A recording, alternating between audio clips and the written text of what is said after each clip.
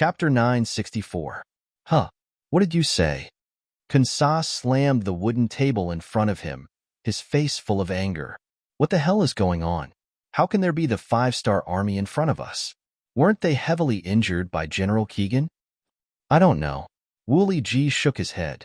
This time, he was not lying. He really did not know anything. As soon as the army came out, they bumped into the new army of heavy cavalry. Their equipment and combat power were not as good as the enemy's, so they were defeated in just one confrontation. How could they figure out what happened? Fortunately, Wooly G did not need to explain anything. Scouts poured into the tent one by one. General, we found enemies on the left side of the army. General, we found enemies on the right side of the army. General, we found enemies on the right side of the army. What? What's going on? Where did so many enemies come from? Can anyone explain to me? With a face full of anger, Kansa slammed the wooden table in front of him several times. The wooden table was on the verge of collapse, as if it would collapse at any time. Following this shout, the tent was so silent that even a pin drop could be heard. Obviously, no one knew how to answer this question. This result was completely different from what they had expected, and it made them unable to think for a while. But the truth would answer everything. A flaming arrow suddenly shot into the main tent, and the flames rose. Soon, the tent was burned to a crisp, and the temperature in the main tent rose. Wooly G also shouted, "Not good, the 5-star army is coming. General, quickly give the order to retreat." Retreat? Yes, retreat. After a moment of shock, Kansa gave the order to retreat. At this moment, he did not have time to think about why there were so many 5-star army in his camp. Now, he only thought about how to escape and save his life. 2 red signal flares were fired into the sky. Originally, only the 5-star army had entered the barracks. However, not long after, the 5-star army appeared from all directions. They held fire arrows and set fire to the barracks one after another, causing the horses to whine incessantly. Many of the cavalrymen in the Ely army couldn't even get on their horses. They were either shot to death, burned to death, killed, or captured. Fortunately, it was nighttime. Kansa and Wooly G led 5,000 cavalrymen and charged in one direction. Eventually, they managed to force their way out. After losing 2,000 cavalrymen, they managed to break through the encirclement of the light cavalry regiment. The light cavalry regiment had always been known for their speed. Frontal clashes on the battlefield were not their forte. In the end, Commander Ma Xiangshan could only watch the enemy retreat and sigh loudly. The massacre in the barracks was still ongoing. The results of the new army's training in the past 2 years were proven on the battlefield. The soldiers raised their sabers, waved their arms, and demonstrated what they had learned in their daily training. They treated the living enemy cavalrymen in front of them as scarecrows on the training ground, repeatedly cutting them down. These new soldiers who had joined the battlefield in the past 2 years were already qualified in terms of organization, discipline, and individual qualities. Now, they only lacked actual combat experience to kill the enemy and see more blood. Tonight's battle made up for their shortcomings and gave them the opportunity to grow into qualified and even excellent soldiers. The battle lasted until noon the next day, and the Ely army was completely defeated. In this battle, they killed more than 6,000 enemies and captured more than 20,000 enemies. The new army's actual actions once again made a great contribution, and their reputation spread far and wide. Poor Kansa came with 30,000 soldiers, but when he escaped, he only had 3,000. Other than the war horses and the sabers in his hands, he left everything behind. It could be said that he was battered and exhausted. Reality gave them a solid slap in the face, and they finally realized that the Wallace Yesen was right. The 5-star army was indeed not to be trifled with. Kansa led 3,000 cavalrymen and retreated like crazy. They retreated to Shajing City, which was 300 miles away. There, they met the Walla army, who had already occupied the city. Only then did they feel relieved. When they completely relaxed, Kansa's anger rose again. This time, although he was defeated by the 5-star army, he was defeated by the enemy's conspiracy. The two sides did not fight face to face, and this made him very unconvinced. Therefore, after a good night's rest, he went to see the Wara leader Yesen in Shajing City, and expressed his intention to join the five-star army in World War II. Compared to 6 years ago, Yeshin had become a lot more mature, especially after Tuachuo Buhua was killed by him. The aura of a superior was even stronger. In the courtyard of the former Shajing city government office, Yeshin met with Kun Sa. When he heard that Kun Sa wanted to send troops to inflict heavy losses on the five-star army and avenge more than 20,000 of his soldiers, he did not refuse. Instead, he asked politely, "How many cavalrymen does General Kun Sa have now?" 3,000. "But they are all elites," Kun Sa answered without hesitation.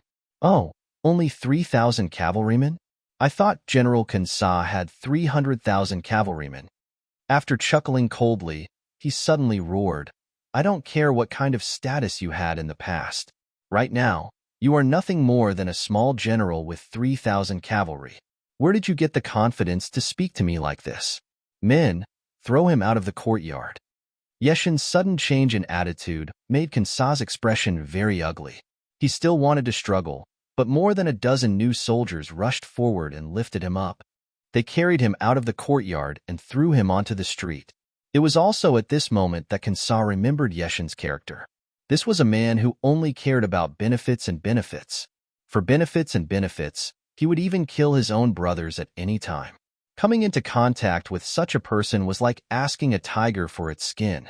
After being thrown out of the courtyard, Kun Sa was helped up by the soldiers waiting outside the courtyard. He then left with an angry look on his face. He left Shajing City and went straight to the rear. He had already received news that Ili's army was coming from the direction of Ili City, which was his real home. Someone told Yeshin the news of Kun Sa's departure, but he was not moved. He had to admit that he was indeed afraid of Yang Chendong from the bottom of his heart. Unless it was necessary, he did not want to make an enemy of Yang Chendong. Kun Sa, with only 3,000 cavalrymen, wanted to ally with him.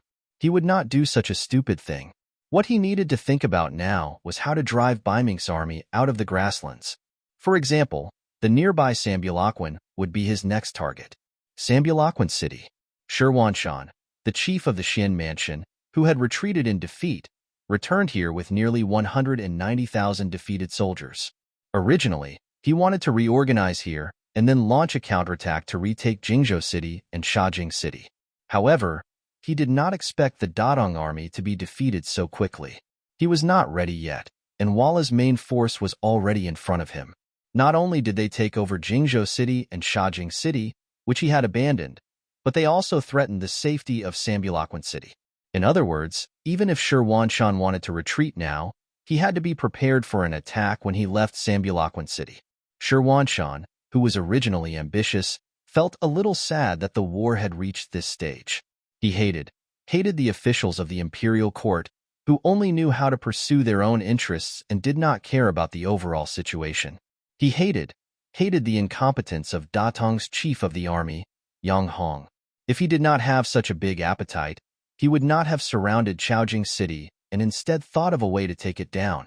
Then, he would have been able to resist the allied forces of Walla and Ili. This would have created an opportunity for him to take down Shajing City and reach the rear of Walla. At that time, the opportunity for the decisive battle would have arrived. But now, the defeated army had become a fact. How difficult would it be to find the same opportunity as before? Shirwanshan seemed to be somewhat dispirited. The expressions of the two deputy commanders beside him, Gu He and Ning Wenfeng, were not much better. However, the eunuch in charge, also known as the military supervisor eunuch, Deng Chong, said in his croaky voice, "Generals, the emperor has already sent someone to deliver an 800-li urgent message. He said that the court is currently sending reinforcements. This time, with Governor Shiheng as the leader, they will assist us and send troops to the grasslands. Our current mission is to defend Sanbuji River. We have to be like a nail nailed into this place. If we dare to retreat, we will be punished according to military law." After saying this, Deng Chong could not help but let out a sigh. Although he didn't know much about military affairs, he knew how difficult it was for a lone city to defend until reinforcements arrived. In history, there might be people who relied on a city and defended it for half a year or even longer. But without exception, Those who defended it were all big cities with enough provisions to last them for a long time. In contrast, Sambulakwan did not have such conditions. The city walls were low, only about 20 feet high. Scaling ladders could easily be placed on top of the city walls. The provisions in the city were not sufficient, and even the water supply was not enough to satisfy the needs of the army. Under such conditions, it would be a big problem for anyone to defend it. Report. While the four of them were still hesitating about what to do next, a scout suddenly came to report that 30,000 soldiers had defeated the five-star army. The main general, Kansa, only managed to escape with 3,000 soldiers. When the news came out, Shirwanshan and the other three generals' expressions became even more complicated. In contrast, the five-star army had won a great battle, but they had just suffered a great defeat. This stark contrast made them even more depressed and anxious. In the silent room, the deputy chief, Ancient River, suddenly said, "The five-star army has fully grown. Even if we can defeat the Walla and the Ili one day, how are we going to deal with the five-star army? Who is their opponent?" Chapter 965. Speaking of which, Guhi could be considered a valiant general. Among the 200,000 soldiers of the Shin Mansion, even Shirwanshan was slightly inferior to him. Usually, he was the one who shouted the loudest, as if he didn't put the heroes of the world in his eyes. But now, he actually asked this question. This was enough to show that he was a little afraid. Ancient River's words made the originally quiet room seem even quieter. Shirwanshan and Ning Wenfeng didn't say anything.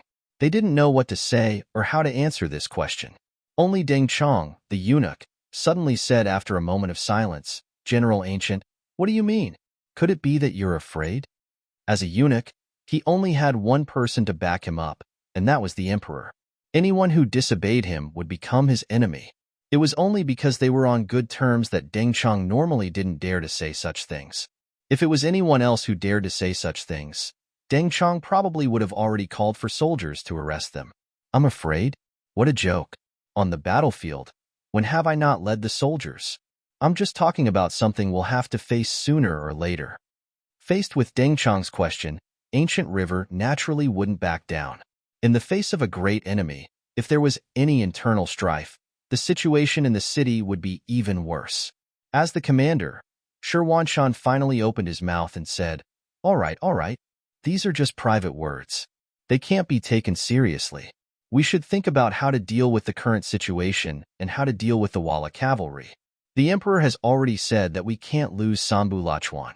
Otherwise, we'll be punished by military law. Since it's like this, if you don't want to die, quickly come up with a plan. It's not easy to defend. Without enough provisions, the morale of the army will fall into chaos as time goes on. Ning Wenfeng, who was famous for being a wise man, shook his head. "We can have Talu think of a way to supply us with provisions. Also, this place isn't far from Dadong Prefecture. We can think of something from there." Deng Chong also suggested. After following Shirwanshan for so long, he wasn't a complete novice when it came to military matters. He more or less had some common sense. Datong Prefecture? Hearing this, Ning Wenfeng shook his head. Right now, their main force has retreated to the Ningxia Guard. They must be scared out of their wits. It's impossible for them to support us. I fear that they don't even have the courage to open the city gates. As for Tulu City, we can order them. But once we leave, there aren't that many guards left there to begin with. It's already not bad for them to be able to defend the city. They will be able to hold on. Duke Zhongdan won't let anyone take Tulu and threaten the Han people. Shirwanshan interjected with certainty when this topic was brought up. This was also what he was not worried about. Perhaps the emperor had also seen this point. Otherwise, he would not have ordered them to defend Sambulakwan to the death. Instead, he would have ordered them to retreat to Tulu City. Regardless of how great of a threat Yang Chendong was to all sides and how fast his power rose, there was one thing that was not wrong. He had taken care of the great Ming people, or rather, the Han people. This situation was seen by everyone. Since this was the case, with his temper, there was no reason for him to allow Tulu City to be attacked. On this point, even Shirwanshan was full of admiration for him. When it came to Yang Chendong, Ancient River interjected, "Hey, Do you guys think we can have someone send a letter to the Duke of Loyalty and ask them to transport supplies for us? Others might be afraid of the Walla and Ely allied forces, but the five-star army shouldn't be afraid. Is that okay? The five-star army doesn't have many troops in Origin City. Do they have this kind of ability? Deng Chong also heard the interest and asked, "Don't think about it. It's impossible." Ning Wenfeng refuted. Afraid that the two would not believe him, he then explained, "Everyone is not stupid. We should be able to see the ambition of the Duke of Loyalty. In the future, there will be a day when we will become enemies. Since we are enemies, it would be good if they don't step on us when we are in dire straits. How can they support us? Besides, do we have money to pay them? If I remember correctly, the Emperor still owes the Duke of Loyalty 11 million taels of silver."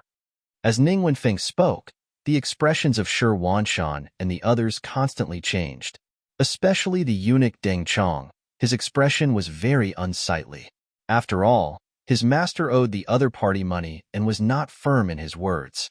He was only a small chess piece in his master's eyes. What else could he say? The four of them sat for an entire afternoon and still couldn't come up with a better idea. In the end, Shi Wanshan could only say, "Forget it. It's a blessing, not a curse. Let's just hand over the problem. Since the Emperor wants us to guard here, there are some things that can be solved with help. Otherwise, we can't blame anyone if we can't defend the city. By the way, I have to trouble Eunuch Deng with this matter. You know the situation in the city. The army can only eat for 20 days at most. After 20 days, I'm afraid the city will collapse. This eunuch knows. I will go back and write a secret report to the Emperor." Deng Chong said seriously. This was no longer a matter of whether or not he could complete the task. It was related to his own life. He couldn't help but take it seriously. First city, Yang Mansion. The new army had won another great battle, killing and capturing nearly 30,000 enemies. The news of victory was sent to Yang Chendong. He just glanced at it and put it aside. This was within his expectations. If the new army couldn't defeat the enemy, then it wouldn't be called the new army. Ely underestimated the enemy, so it was only a matter of time before they were defeated. He wasn't worried. What he needed to consider now was the changing situation in front of him and what he needed to do. For example, what kind of changes would happen to the situation on the battlefield? Yang Chendong was a person who liked to take 3 steps at a time. This time, the sudden appearance of Ely's cavalry was beyond his expectation. It was also not within his plan. However, since they had appeared, of course, he wouldn't be polite. That was why he ordered the new army to attack. Facts proved that they won this battle without any suspense. However, this didn't mean that there was no problem. On the contrary, what Ely would do next was a problem that he needed to consider. Only by estimating all the possibilities and making preparations could they ensure that the 5-star army would be able to face everything safely during the mission. All along, Yang Chendong had been doing this. Every battle under his command didn't seem to require much effort or danger. However, this was the result of his careful calculations and strategies. Otherwise, even if he had weapons that were a few hundred years ahead of this era, he wouldn't be able to achieve such great results in such a short time. Then the problem appeared. What would Ely do next? Would he choose to swallow this loss silently or send out a large number of troops for revenge? For years ago, he left Ming's capital in the name of returning to his hometown to pay respects to his ancestors. He left to help the southern Ming Empire deal with the Yellow Bandits. Since then, he had started his own journey. The only difference was that the farmers earned grain, the merchants earned money, and the politicians earned reputation. What he earned was merely a country. To build a country, it wasn't as simple as fighting and killing. Wasn't there an old saying that went, "It's easy to conquer the world, but hard to defend the world"? How to manage these territories well and use them well was the time to show one's true ability. Fortunately, with the experience of the later generations and some of the goods in the warehouse, he was able to create a lot of value. With money, it was easy to do things, and the territory he conquered was stable. But after all, his foundation was too weak, so the local management couldn't keep up with the pace of his expansion. Just like now, he could command his troops and had the ability to conquer more territory, but how to defend it had become a big problem. For example, The territory in front of him wasn't small, and it was vast but sparsely populated. Once he defeated the enemy's main cavalry, it wouldn't be difficult to occupy it. Similarly, because the territory was vast but sparsely populated, the number of civilians needed was really difficult for him. In other words, he had the ability to defeat the enemy, but he didn't have the strength to occupy the enemy. Even so, now was the time to occupy Ely, which meant that it wasn't the time to fight the enemy.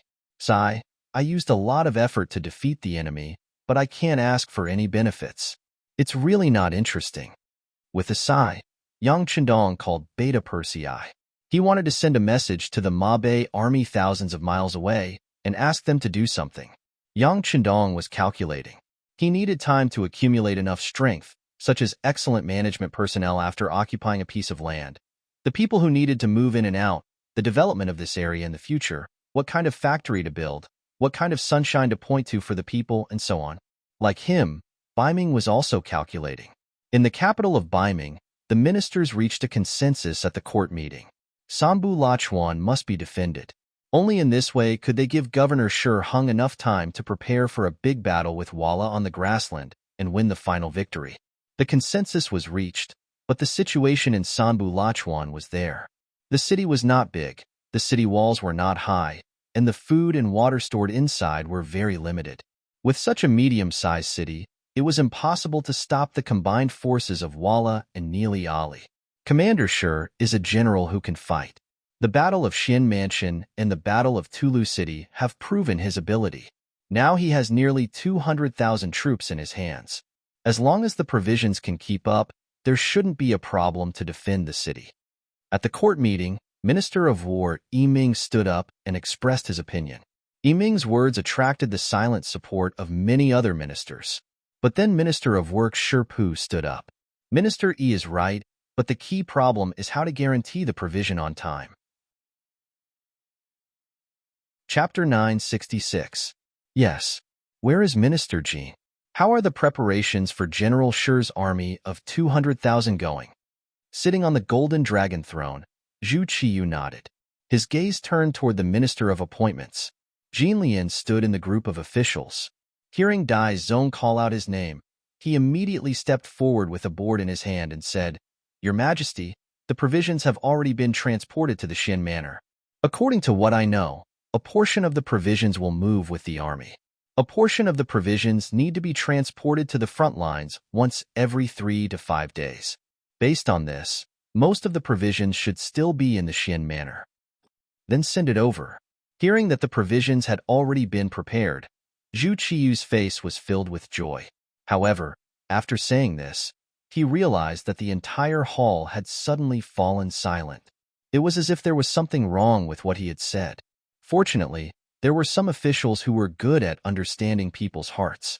Minister of Justice Su Yozhen stepped forward and said, Your Majesty, the difficulty right now is that the provisions can't be transported up. Presumably, the area around Sambu Lachuan should be filled with Yeshin's cavalry. If we send them up now, it's no different from sending sheep into a tiger's den.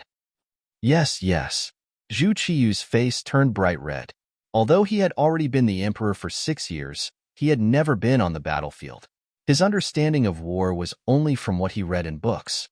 After Su Yozhen's reminder, he knew that what he had just said was a bit too hasty. His face turned red. In order to eliminate the effects of what had just happened, he thought of a way to divert everyone's attention.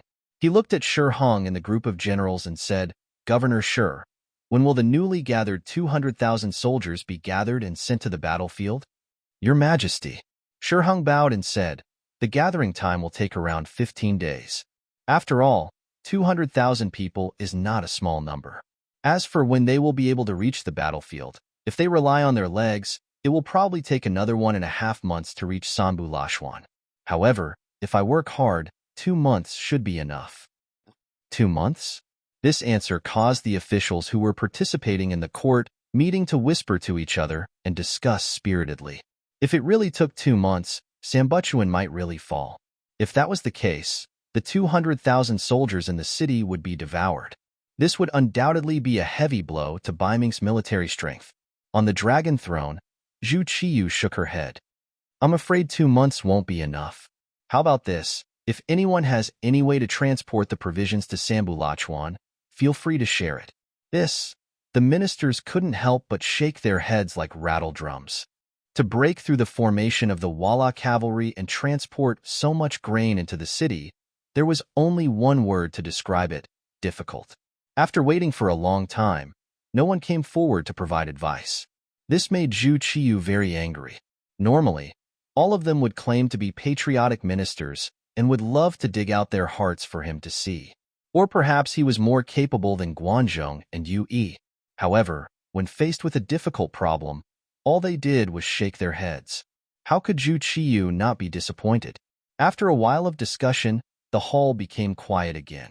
It was clear that no one had thought of a better idea. Seeing the reaction of the ministers and thinking about the fiery military situation ahead, Zhu Qiyu couldn't help but get angry. She slammed her hand on the dragon table and asked loudly, "My dear ministers, you are all the smartest and most capable people in the world. Don't tell me that even you don't have a better idea?" These words made the old ministers blush. However, there were some thick-skinned ones whose faces didn't change. To them, what they learned was how to govern the world and how to govern the country with benevolence and righteousness. It wasn't some military book. It had to be said that this was the so-called Confucianism. It was just a theory within a theory. The more one read, the better one could write some good articles. This was also the use of it. They could pass the imperial examinations and obtain the qualifications to become an official. Then, they would slowly waste their time and accumulate experience.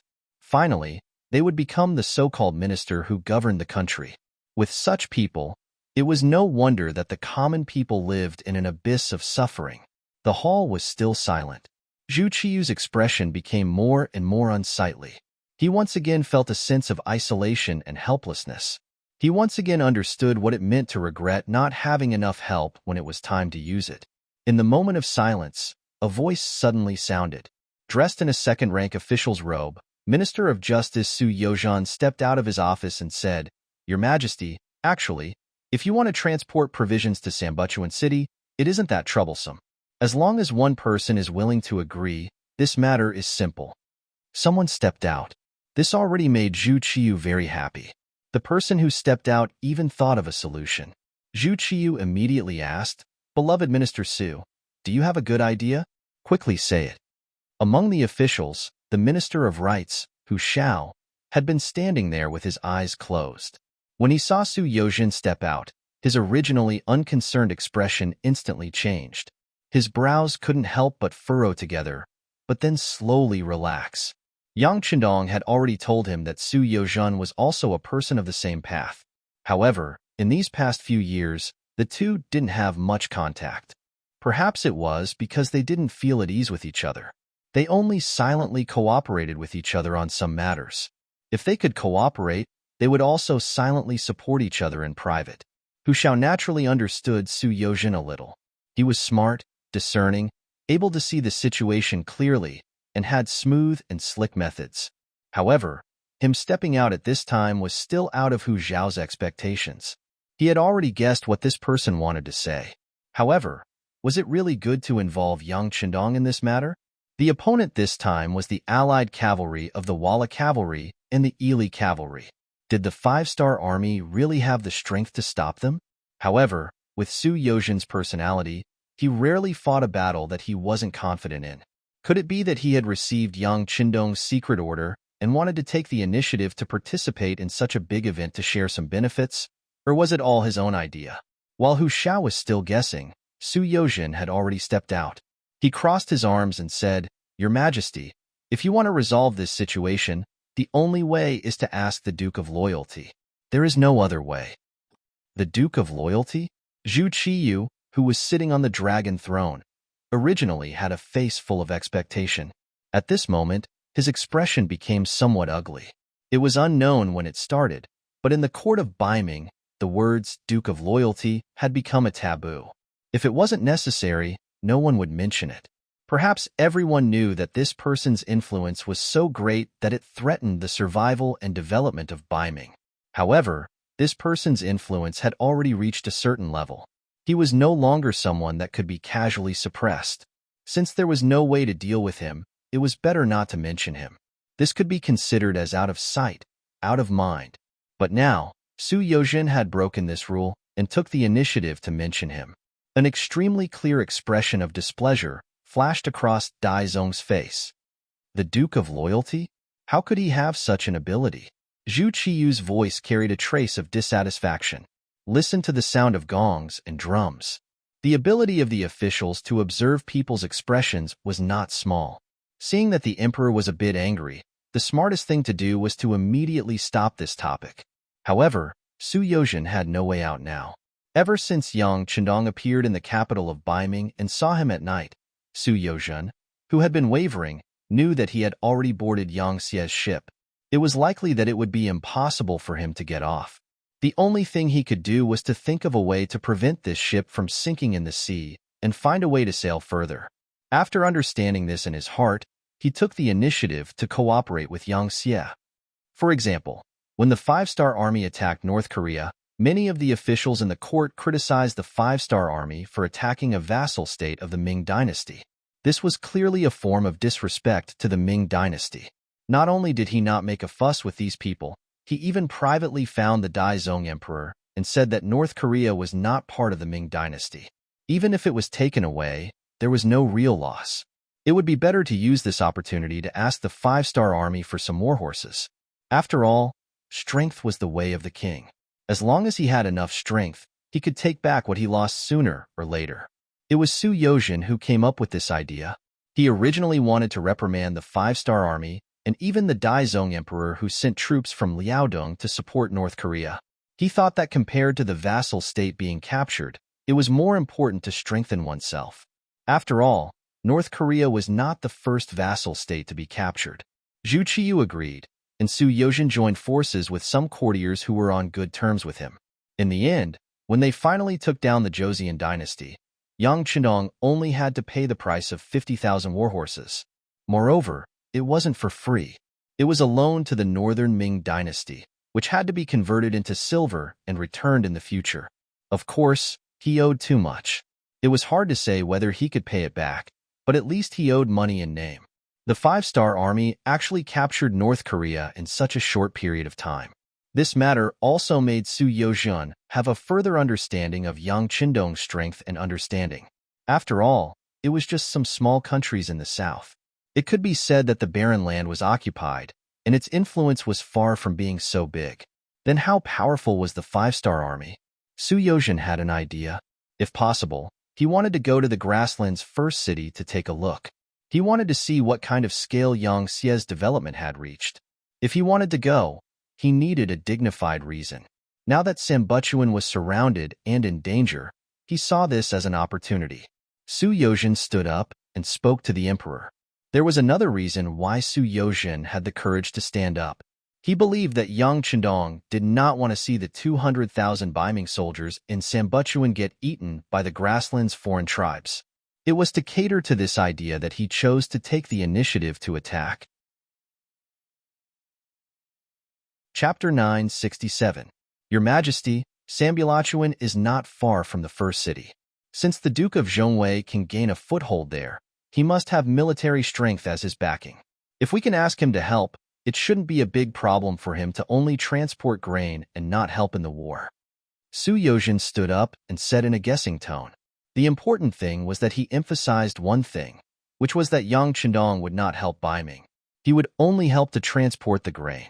He said this in order to stop Zhu Qiyu's mouth and make things clear first. It might be possible to help transport the grain, but helping Baiming to fight the Wara was not worth mentioning, because this was not Yang Chendong's intention.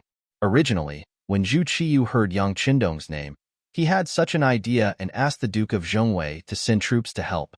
Your title was given to you by the Great Ming Dynasty. Now that the Great Ming Dynasty was in trouble, it was not too much to ask for your troops. But when he heard Su Yozhen's words, he knew that he might have thought too much. However, he still wanted to try harder. After all, if Yang Chendong was really willing to participate in the war, whether they could win the war or not, at least they could get someone to share the firepower. But before Zhu Qiyu could speak, Governor Shihong had already stood up. He cupped his fist and said, Your Majesty, Minister Su's words are very reasonable. The Duke of Zhongwei can help us transport the grain. As long as we defend Sambulachuan for 2 months, our army will arrive. At that time, the situation will be completely one-sided. At that time, our army's victory will be expected, and our Baiming army will not need any help. Shiheng suddenly stood up, not because he had discussed it with Su Yozhen in advance. He just didn't want Yang Chendong to take advantage of it. In his eyes, Baiming's army was powerful and invincible. One day, even the Duke of Zhongwei and his 5-star army would be trampled under his feet. But if he owed the other side a big favor now, how could he fight the war in the future? Shiheng was looking at things from a long-term perspective, which was why he said those words. As the main representative of the military, Zhu Qiyu knew that it was impossible to ask the Duke of Loyalty to send troops to participate in the battle. He could only nod his head and say, "All right, since that's the case, Minister Su, in your opinion, who should be sent to the Duke of Loyalty and Courage?" As he spoke, Zhu Qiyu's gaze swept across the group of courtiers. Unfortunately, many of the officials did not even raise their heads. In their hearts, asking for help from the Duke of Loyalty was not a good task. "Your Majesty, this idea was thought of by this subject, so this subject is naturally willing to go."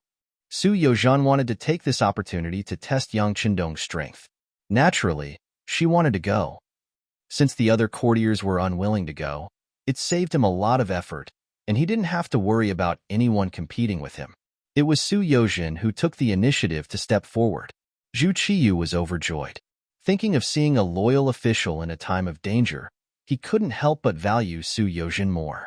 Thinking that this person had been promoted by him after he ascended to the throne, perhaps there would be a chance to put her in an important position. Immediately, he announced Su Yozhen as an imperial envoy to go to Shi City to discuss with the Duke of Loyalty and Courage the matter of assisting Sambulachuan City with provisions. For the sake of convenience, he gave Su Yozhen the power to act and the power to mobilize the soldiers of Xianfu. Su Yozhen immediately knelt on the ground and shouted, "Long live the Emperor!" Zhu Qiyu, who was very satisfied, was even happier. He nodded lightly at Jining, who was standing to the side with her back bent. The chief eunuch immediately understood and shouted loudly, "Court is dismissed. Minister Su, please stay. His Majesty wants to see you." The other courtiers left after shouting, "Long live the Emperor." Su Yozhen walked straight to the back of the palace and ran into the chief eunuch Jining, who had come to greet him. The other chuckled and said in a congratulatory tone, "Congratulations to Minister Su for becoming an imperial envoy." "Ah, Jin Gonggong, what are you saying? We are all working for His Majesty. There is no need to mention any congratulations. It should be the same." Su Yozhen also had a smile on his face. As he spoke, a banknote of 1,000 taels of silver was passed from his hand to Jin Ying's hand without anyone noticing. His gaze turned slightly.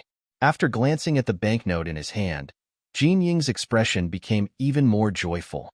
"Minister Su is truly a pillar of the country. Don't worry. Since Minister Su has the heart, this Gonggong will naturally help where it is necessary. Many thanks, many thanks." Su Yozhen cupped his hands in thanks. The two of them walked almost side by side to the back of the palace. Zhu Qiyu had been waiting in the palace for a long time. When he saw Su Yozhen come, he couldn't hide the joy in the corners of his eyes. When all the courtiers were at their wits' end, this person could stand up and find a way to solve the problem. He was also willing to bravely take on the heavy burden. Based on these, he should value him more. "Someone, give Minister Su a seat."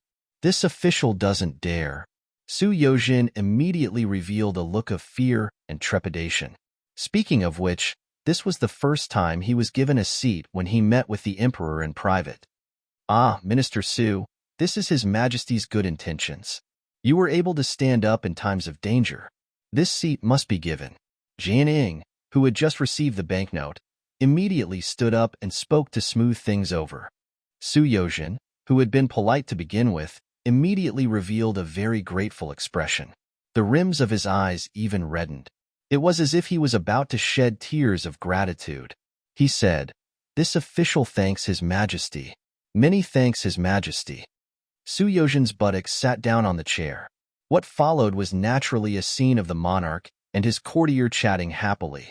"Minister Su, this time, You were able to take the initiative to stand up, come up with an idea, and accept this task. Zhen is very comforted.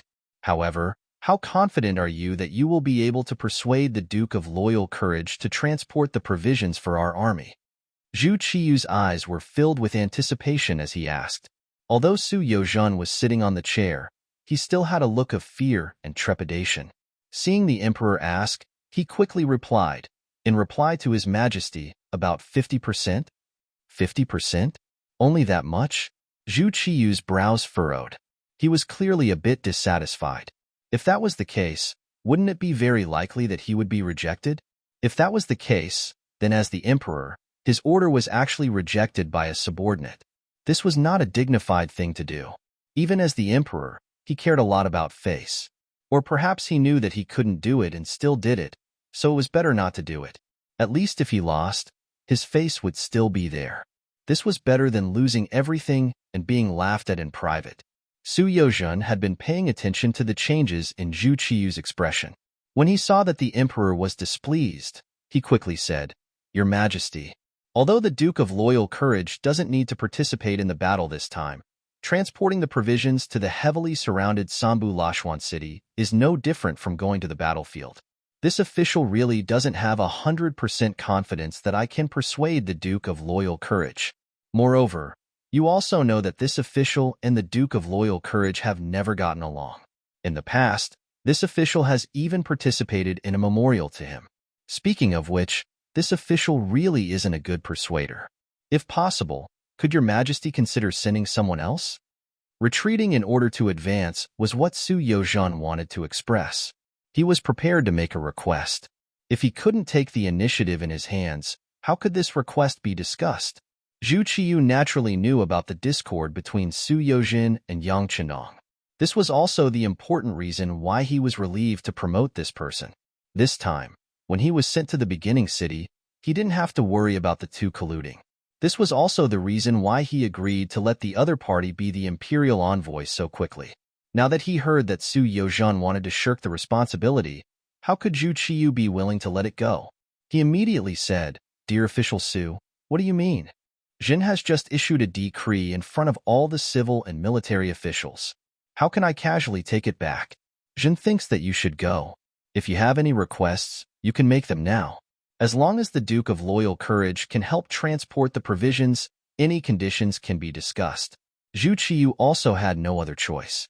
Not only was he optimistic that Su Yozhen was a suitable candidate, but the important thing was that the other court officials didn't have the intention to go. Even though he was the emperor and could make a decision at will, no one dared to refuse when he asked the court officials to go. But what good result could there be if they were forced? If they messed up the task, then there would be no medicine for regret. On the other hand, Su Yozhen was the one who came up with the idea, thought of the method, and recommended himself to go. Presumably, he was mentally prepared. There was no need to give up a suitable candidate and use someone else. Zhu Qiyu agreed to raise conditions and requests. Su Yozhen was waiting for this sentence.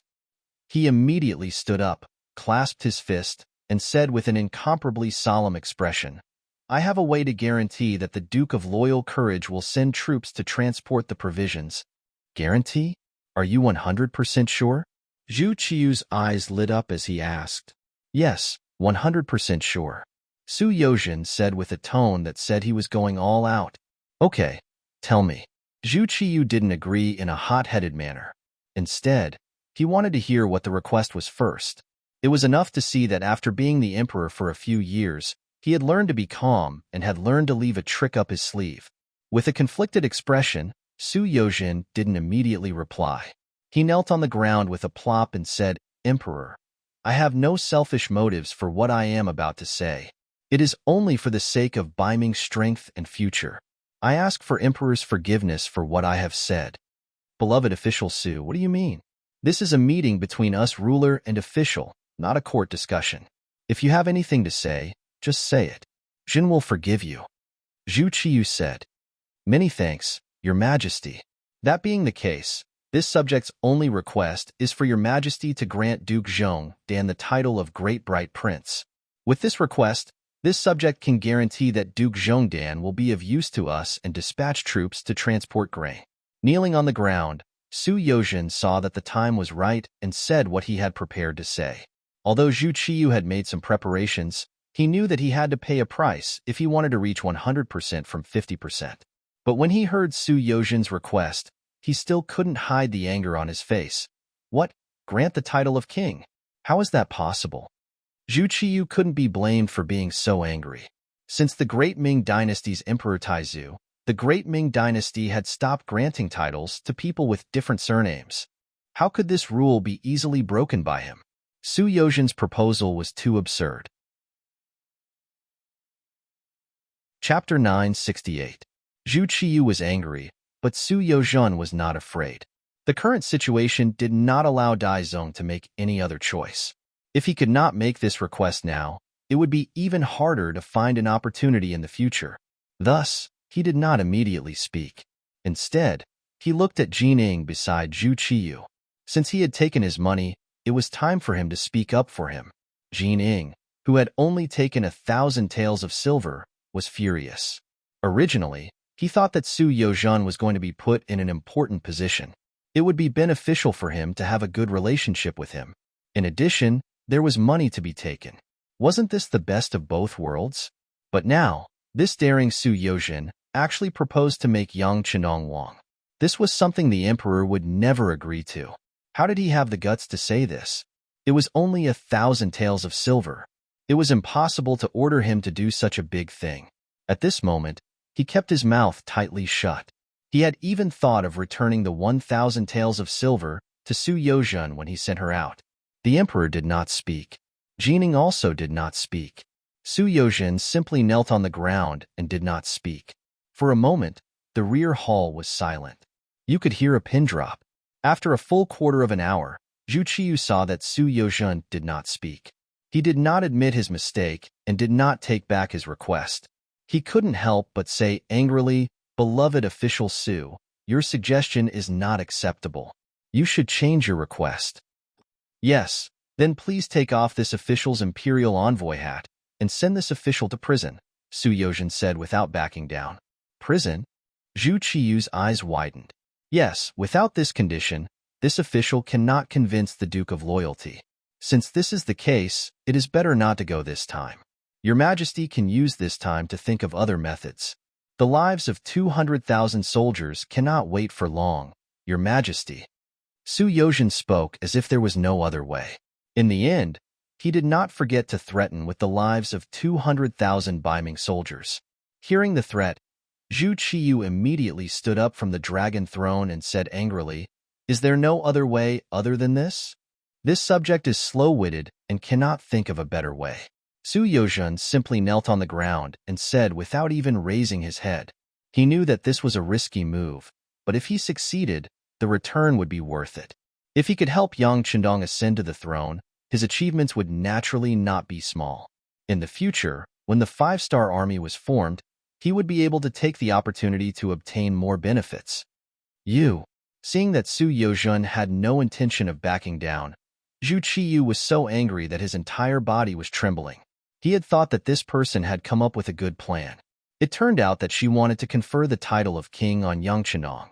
That being the case, it was not impossible for anyone to take this decision to force Yang Chendong to transport grain, or even to send troops. To the side, Jining hadn't thought that the situation would be in such a deadlock. Seeing the emperor's dragon countenance grow angry, she immediately urged, "Your Majesty, please calm down. Your Majesty, please calm down. You must not harm your body over such a small matter. If Your Majesty believes this subject, please go to the back of the hall to rest. This subject and Minister Su will have a good discussion." "Fine, it is impossible to confer the title of king. This matter must be completed. Minister Jin, do as you see fit." Zhu Qiyu really wanted to punish Su Yozhen, but he was worried that other than this person, no one else would be willing to step forward to solve the problem. He could only take a step back and see what the head eunuch beside him had to do. Zhu Qiyu left angrily. When only Su Shangshu and Jin Ying were left in the hall, Su Yozhen slowly and unhurriedly stood up. She even casually patted the dust off her knees. There was not a trace of panic or nervousness on her face. Su Yozhen had originally thought that he had angered the emperor and was already in a state of fear and trepidation. Unexpectedly, he was not afraid at all, and even had the time to put on an act. Jining was also angry and said, "Minister Su, you've gone too far. You've gone too far." Haha. Su Yozhen did not show any fear because of the other's anger. On the contrary, he smiled and said, "Jian Gonggong, do you think we have a choice right now? On one hand is the lives of 200,000 Ming soldiers. On the other hand, it is only the title of king. I think Jian Gonggong can distinguish which is more important. The emperor clearly will not confer the title of king. How could Jining not know the importance of this matter?" But when he thought of Zhu Qiyu's attitude, he still spoke truthfully. 50,000 taels. After this matter is completed, I will tell Duke of Zhongdang what Jian Gonggong has done. I think he will be able to take out 50,000 taels. Su Yozhen did not wait for Jin Ying to continue speaking and had already given a good price. This price stunned Jin Ying. Then he said with a suspicious expression, "Could it be that Minister Su is one of Duke of Zhongdang's people?" Haha, what a joke. Su Yozhen's expression did not change and his heart did not skip a beat. Everyone knows what I have done to Duke of Zhongdang in the past. How could I be one of his people? This minister only thinks that this should be what Duke of Zhongdang wants. When the time comes, taking the opportunity to ask for some silver taels should not be excessive. Duke of Zhongdang is rich. I think many people know this. This explanation temporarily dispelled Jin Ying's misgivings. When he thought about it, it was true. Yang Chendong had wanted the title of king for a long time. This was something everyone knew. Su Yozhen was just using his title. But when he thought of the emperor's angry expression just now, he said inwardly, "The matter of being conferred the title of king is not a child's play. I'm afraid the emperor will not agree so easily." 100,000 taels. Once again, Su Yozhen took the initiative to raise the price. This time, there was a trace of seriousness in her tone.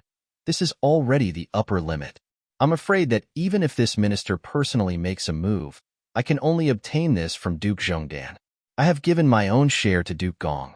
If it really doesn't work, then there is no need to discuss anymore.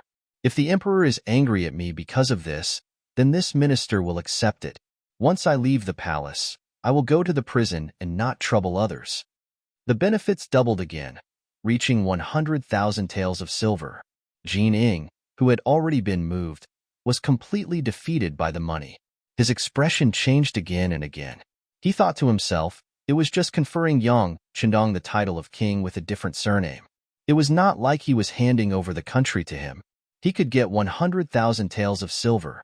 That was half of his wealth. At the same time, he could solve the emperor's problem. Why not? Jin Ying did not immediately speak. After Su Yozhen saw this, he knew there was a chance. He continued, "The matter of conferring a title of king with a different surname has already been broken by the southern Ming sect. We, Ming, are just following suit. It is not much. Besides, even if it is a title of king, we can still do something about it." "Oh? What is there to do?" Jin Ying was interested. Although he was someone Zhu Qiyu trusted very much, if he wanted to convince the other on such a big matter, he needed a good reason. Su Yozhen knew this meant that Jin Ying had agreed. Now, it was time to solve the problem from a practical point of view. He immediately said what he was thinking. "Jian Gonggong, since ancient times, the title of king has been given based on the fief. Then, we can give the Duke of Loyalty the title of Bugnam of Gojoseon. This is equivalent to us giving him the fief of the southern wastelands. At that time, the one who will have a headache will be sacked. What loss will we have? Bugnam of Gojoseon." Hearing this title, Jin Ying could imagine how angry the southern Ming emperor would be after this matter. He might even be furious. This should be what the emperor wanted to see. He could vent the emperor's anger and resolve the crisis in front of him. He could even get 100,000 taels of silver. No matter how he looked at it, this was a suitable transaction. At this moment, a smile appeared on his face. Then, he and Su Yozhen burst out laughing together. After Jin Ying was convinced, he turned and walked towards the back of the hall. He didn't know what method he used. Perhaps Zhu Qiyu just wanted a way out. In any case, an hour later, Su Yozhen waited for Jin Ying, who was holding the imperial edict. "Minister Su, The emperor is wise and decisive. He has already agreed to confer the title of Bugnam of Gojoseon to the Duke of Loyalty. This is the imperial edict. Jin raised the imperial edict in his hand with a proud expression. Jin Gonggong is very capable. Su Yozhen gave him a thumbs up and sincerely praised him. Such an important matter as being conferred the title of prince was actually done by a single eunuch. It had to be said that the power of the eunuchs was truly heaven-defying. Just as Su Yozhen was about to reach out and take the imperial edict, Jianing suddenly put the edict behind his back and said, "Minister Su, it is too late. The emperor has another request. This time, all of the grain needed in Sambuchuan City will be provided by the Duke of Loyalty. This shouldn't be a problem, right?" He didn't expect that Daizong would want to take advantage of such a small matter. He didn't have the bearing of a great nation at all. However, when he thought about how Yang Xie's power could sell grain to the southern Ming at a fair price, he thought that there shouldn't be a lack of grain. This shouldn't be a problem. He made the decision to agree. All right. When will we be able to get the 100,000 taels of silver? Jianing put forward her second request first before her personal one. Su Yozhen cursed the other for being greedy in his heart. He didn't think that he wasn't much better. However, at this moment, he still explained, "Jin Gonggong, I haven't even seen the Duke of Loyalty. Where will I get the silver to pay? However, please don't worry. Since I have agreed, I will naturally do it. When I return from the origin city, it will be the day that the silver will be presented. If I don't fulfill my promise, with Jin Gonggong's power in the embroidered uniform guard, it won't be difficult to imprison me." "Haha, Minister Su, what are you saying? I was just joking just now." After getting the answer he wanted, Jianing immediately laughed and handed the imperial edict to Su Yozhen. "Minister Su, when Sambuchuan City is rescued, it will be the time when the emperor will personally announce the imperial edict to the world. This imperial edict will be enough to reassure the Duke of Loyalty." The moment Jianing handed over the imperial edict, he also mentioned the time when the imperial edict would be announced. Chapter 969. Good. Su Yozhen looked at the imperial edict carefully, and after finding that there were no problems, he was overjoyed. With this imperial edict, he had made a great contribution. With this contribution, his position in the Yangxie would be secured. After all the officials left, Su Yozhen returned to his residence in the capital when it was almost dark. Then, he ordered people to prepare his luggage and left the capital early the next morning. Under the protection of 1,000 guards, he left the capital from Baiming to the Xian mansion. On the plains, after several days of preparation, under the orders of Yeshen, the Wara began to attack the city of Sambuchuan. They used the Baiming redcoat cannons to bombard the city walls and used their own spears to attack the enemy's shields, causing Shi Wanshan's forces to be under considerable pressure and casualties. Fortunately, there were many generals in the city. Under the leadership of Commander Shi, nearly 200,000 Baiming generals took turns to defend the city, and the two sides quickly entered a stalemate. The Wara were mostly cavalry, and they were not very good at siege work. Although they had the advantage of the redcoat cannons, the number of shells was limited, and it did not take long before they ran out of ammunition. Seeing the strong will of the Baiming army to resist, Yeshen knew that the cannons could not achieve their goal of capturing the city, so he sent people to the Ili dynasty to ask for reinforcements. If there were any benefits, the two sides would share the benefits equally. Ili town was located to the north of Hatao, east of the Ili dynasty, and was an important transportation hub. At this moment, a virtuous official, Syed Ali Apel, who was also the prime minister of the Ili dynasty, was receiving General Kon Sa, who had just returned from the front lines in defeat. After Kon Sa met with Prime Minister Apel, he recounted how he had failed to negotiate with the five-star army and how he had been ambushed by the enemy. Then, with an aggrieved expression, he begged the prime minister to avenge him, as well as the loss of 27,000 soldiers. Apu was a famous minister in history. He had great foresight and was very opinionated. He did not take Kon Sa's words at face value. Instead, he comforted Kon Sa and advised him to get some rest. Then, he called for Kon Sa's lieutenant, Wooly Ji, and one of the 50 soldiers who had followed Kon Sa and Keegan.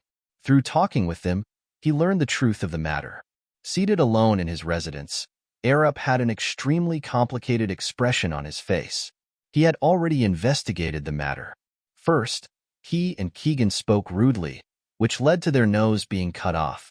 Then, they thought they knew the truth about the 5-star army and wanted to launch a night attack. In the end, they were ambushed and defeated. Speaking of which, all of this seemed unreasonable, but in fact, the ones who were at a disadvantage were the cavalry of Ely. As their prime minister, he also had to do something. Otherwise, the morale of the army would be greatly affected. If that was the case, it would be difficult to lead the army. In front of him was all the information about the 5-star army sent by the Scouts and Intelligence Department. Arup received an answer. The 5-star army was powerful and had great financial resources. They were an extremely difficult opponent to deal with. Especially the speed of their development, it gave people a feeling of stupefaction. He even had a premonition that if he allowed the 5-star army to continue developing like this, he was afraid that there would be a day where a huge battle would break out between him and the 5-star army. If that was the case, it would be impossible for him not to fight even if he wanted to. Since there was going to be a battle sooner or later, why not take advantage of the fact that the other party wasn't ready for a bloody battle? Even if they couldn't destroy the 5-star core, they could use this battle to deplete the other party's strength and give themselves more time to develop. Arup was a very far-sighted person. It was like when others could only see one step ahead, he could already see 2 steps ahead. For the future, in order to maintain the general situation of the grassland, he finally made preparations to attack the 5-star army. Arup, who had not slept the whole night, welcomed General Kansa, who had rested for the night. The Prime Minister then said in a very confident tone, "The 5-star army has used despicable means to hurt our army. If we can tolerate this, what else can we do? For the sake of Ely's dignity, this time we must teach them a lesson." "The Prime Minister is wise," Kansa said excitedly after he received the support. Arup nodded and changed the topic. "It's just that the 5-star army is not so easy to deal with. Since we are going to fight, we must find a way to win. An alliance with the world of Wara is inevitable. How about this? Our army will go to the Shajing area first and discuss with Chief Yesin before we fight." This general obeys. When Kansa saw that this was going to be a big fight, he was so excited that his face turned red. It was time for him to make a contribution and take revenge. This time, the Kingdom of Ely sent a total of 180,000 troops at Yesin's request. Apart from the 10,000 cavalry, 20,000 infantry, and 30,000 cavalry that were killed by the 5-star army, the rest of the 100,000 cavalry and 50,000 infantry were all brought to the battlefield. This time, in order to achieve the goal of severely damaging the 5-star army in one attack, Prime Minister Arup gave the order and the 150,000 troops set out from Ely City to the Shajing area, which was a few hundred miles away. In the Hatau area, only General Bo Muir from the world of Wara and his 80,000 cavalry and 20,000 infantry were left. Even so, the Dadong soldiers were still scared into hiding in the Ningxia garrison and did not dare to take a step out. After all these years of development, Yesin's strength had also grown. He now had a total of 270,000 troops, of which 20,000 were infantry and the rest were cavalry. Other than the 100,000 troops that were left behind to guard the Hatau area, he still had 170,000 cavalry soldiers. Most of them were brave warriors who could fight in battle, so they were not to be underestimated. It was a pity that cavalry soldiers were good at destroying their opponents while moving. Siege warfare like this was not their forte. Just like now, even after using up all 100 of the Baiming's redcoat cannons, they were still unable to take down Sambu Lachuan. At this moment, they could only sigh as they looked at the heavily damaged city not far away. Reporting, Lord Chief, the Prime Minister of the Ely Kingdom, Ali Pu, personally led a total of 150,000 soldiers from Ely Kingdom towards us from Ely Kingdom.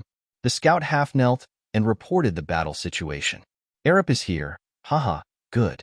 With them, it won't be difficult to capture Sambuchuan City. Hearing this, Yi Xian was naturally overjoyed. Truly, a pillow came when one was sleepy. At the same time, in the Yang residence in Genesis City, Yang Chendong received a report from the scouts on the front lines. The report stated that Ali Pu was leading 150,000 soldiers to the Shajing region, but his intentions were unclear.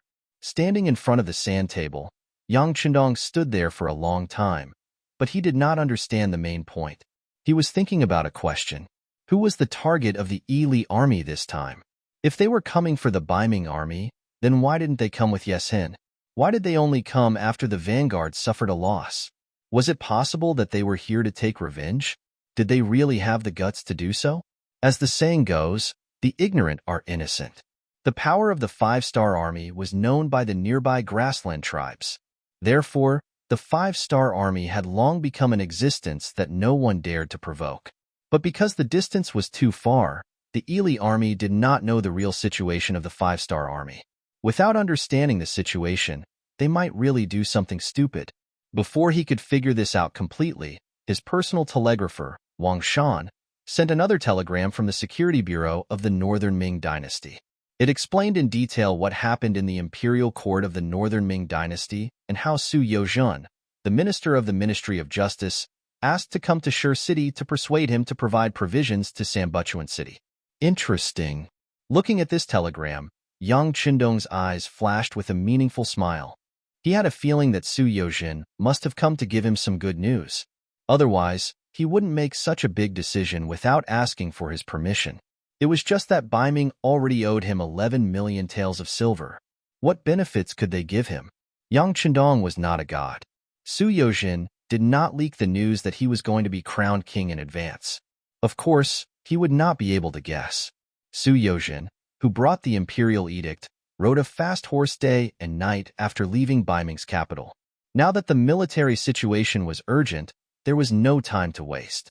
The most important thing was that if the five-star army couldn't provide provisions to Sanbu Lachuan in time, once the city was breached, all of his plans would fail.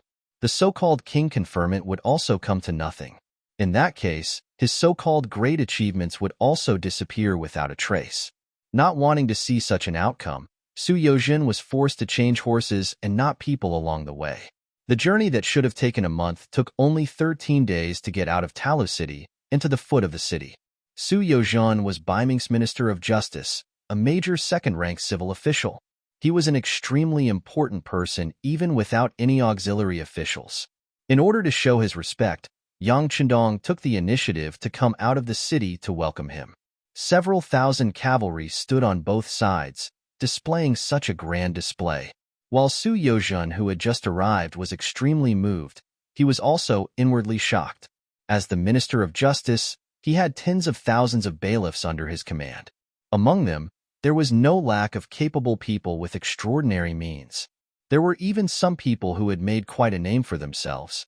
Their murderous aura could often make criminals tremble all over just by standing there, and they would open their mouths to plead guilty before being tortured.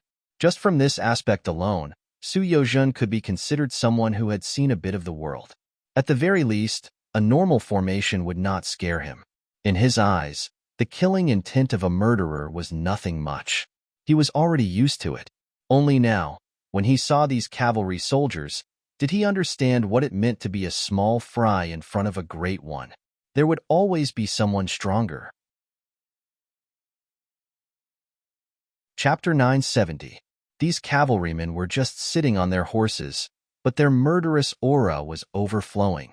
They were imposing without being angry, giving Su Yozhen a very oppressive feeling. In addition, they had been on the road non-stop for days without rest. At this moment, his face was frighteningly pale. "You can all leave." Yang Chendong noticed the change in Su Yozhen and knew that the deterrence effect had worked. He immediately waved his hand at the commander of the 1st Cavalry Division, Tian Hu. That's right, the cavalrymen who stood on both sides and temporarily acted as the welcoming team were Tian Hu's 1st Cavalry Division. This was their first appearance after returning to the beginning city. Before this, Tian Hu had been selecting and evaluating the new members of the cavalry division. From the original 3 divisions to the current 5 divisions, almost half of the military strength was expanded. This was naturally a good thing for Tian Hu. However, how to increase the number of people without losing the combat power was the problem he should consider. In order to achieve the individual quality of every soldier, and to be able to exert enough strength and play a role on the battlefield, Tian Hu personally participated in the evaluation. In this way, he selected people one by one. It was not easy to gather more than 4,000 people and complete the task of expanding the division.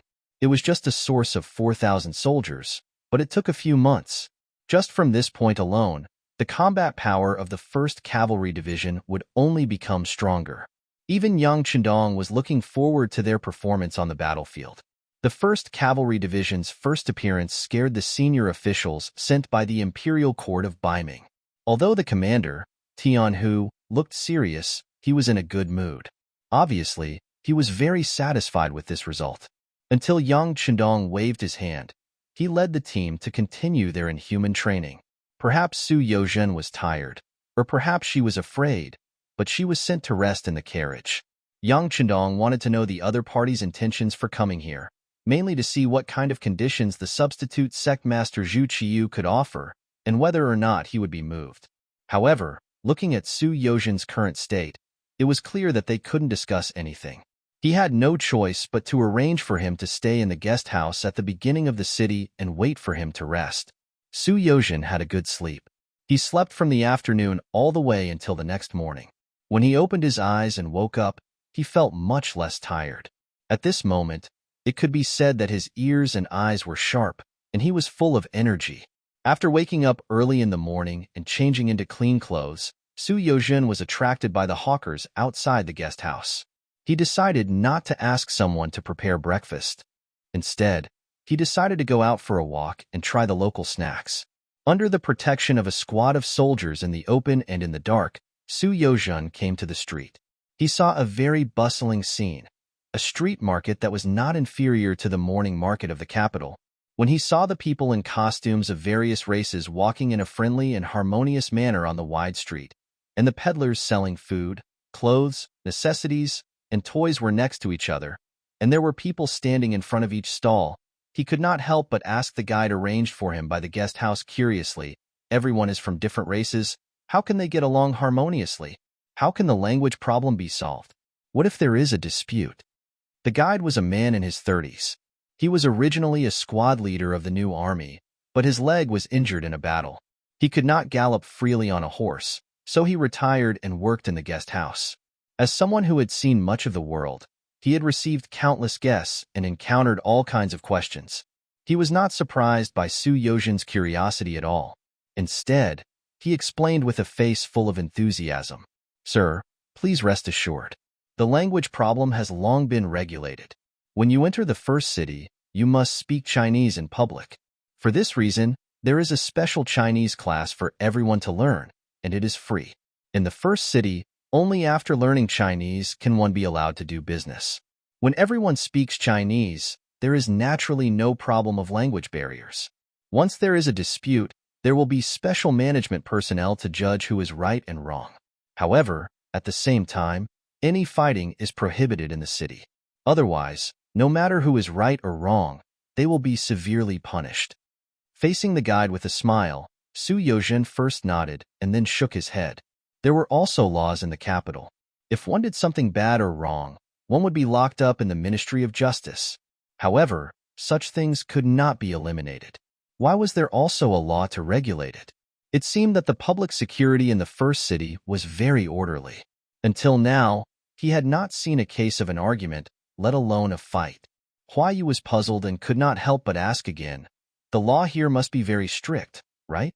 It was no wonder that Su Yozhen would have such a thought. If the law was not strict, there would definitely be people who could not help but suppress their temper and violate the law. Only harsh laws could make people have no choice but to restrain their temperament under high pressure. "Sir, you're right. The law in the first city is quite strict. Once someone makes a mistake, the lightest punishment is a warning, and the heaviest punishment is a beheading." The guide nodded and answered with a straight face, "Beheaded? That will make everyone afraid from the bottom of their hearts." Su Yozhen said this as the Minister of Justice. As soon as he finished speaking, the guide beside him shook his head. "Sir, you're wrong. Although there is the crime of being beheaded, in fact, there are very few people who are beheaded. After all, if they are not vicious and evil people, they won't be sentenced to such a heavy sentence. In fact, what everyone is most afraid of is being kicked out of the first city and being ordered to never enter all the cities under the jurisdiction of the 5-star army. This is the most unacceptable thing for ordinary people. Being expelled? Although this is also a heavy sentence, it doesn't seem to be a very serious matter. Su Yozhun had a look of disagreement on her face. It's just being kicked out of the city. Isn't there a saying in the underworld that if there's no place for you, there will be a place for you? No, no. Sir, you don't know, but all the cities under the control of the 5-star army are guaranteed safety. Once you enter such a city, it's equivalent to having a guarantee of safety. This guarantee is something that the grassland people didn't have in the past. They're used to wandering around, especially in recent years. They're even prepared to have a machete on their necks in the middle of the night when they sleep at night. This makes them feel too insecure, and this sense of security happens to be given to everyone by the 5-star army. Therefore, the right to live in the city is precious to many people. At this point, the guide introduced with a smile, "Sir, if you don't believe me, you can go and see if the people in the city have a relaxed smile on their faces." This is the charm of the 5-star army's city because everyone knows that as long as they abide by the law here, no one will threaten their safety. They can also live a happy life with their hands. Isn't this what the ordinary people need? The words "what the ordinary people need" caused Su Yozhin's face to turn red. Indeed, what the ordinary people wanted was to have food to eat, clothes to wear, and a house to sleep in. As long as these conditions were met, they would usually become very obedient under normal circumstances. However, this simple request wasn't something that all governments could fulfill. They continued to walk on the street, looking and carefully observing. Just as the guide said, most of the ordinary people had a very natural and relaxed smile on their faces. This kind of smile was rare even in the capital of Ming. It had been less than 3 years since the establishment of the first city, but now it was so prosperous. Just on this point, Su Yozhun had to admire Yang Qindong's ability. This made him even more determined to follow in Yang Qindong's footsteps and not waver easily. After having breakfast on the street, he found time to chat with some ordinary people. After having a clearer understanding of the situation in the first city, Beta Persei appeared beside him. "Minister Su, you're in a good mood." "Ah, it's Brother Beta Persei. Did the Duke of Loyalty summon me?" At this moment, Su Yozhin's attitude became more respectful. "That's right. I went to the guest house and found that Sir Su was not there. It turns out that you're here to check on the situation of the people. How is it? When are you going to see the young master?" Beta Persei said unhurriedly. Originally, Yang Qindong's order to him was very relaxed, and everything was based on Su Yozhin's own decision. I'll go now. Su Yozhin held a copy of the First City's Yang report in his hand and raised his arm. From this newspaper, he had a clearer understanding of the situation in the First City. He had a clear understanding that this was indeed a developing and thriving city. Although its foundation was still lacking, it was full of vitality. Anyone with a little knowledge could see its potential. In particular, Yang Baozhong had specially opened a current affairs column, which clearly talked about the war that was going on in Sanbuchuan City hundreds of miles away. Everything was written on the surface, but there was not the slightest bit of panic in the First City. This alone was something that the capital of Ming could not compare to. Compared to the people there who were afraid of war and the imperial court had to block all unfavorable news of the war, the calmness of the people here surprised Su Yozhin. They were not afraid of war. What kind of courage was this? How did Yang Qindong do this? All of this made Su Yozhin curious. Now, he wanted to see Yang Qindong and get an answer. "Okay, Sir Su, please come with me." Yang Er smiled as he led the way.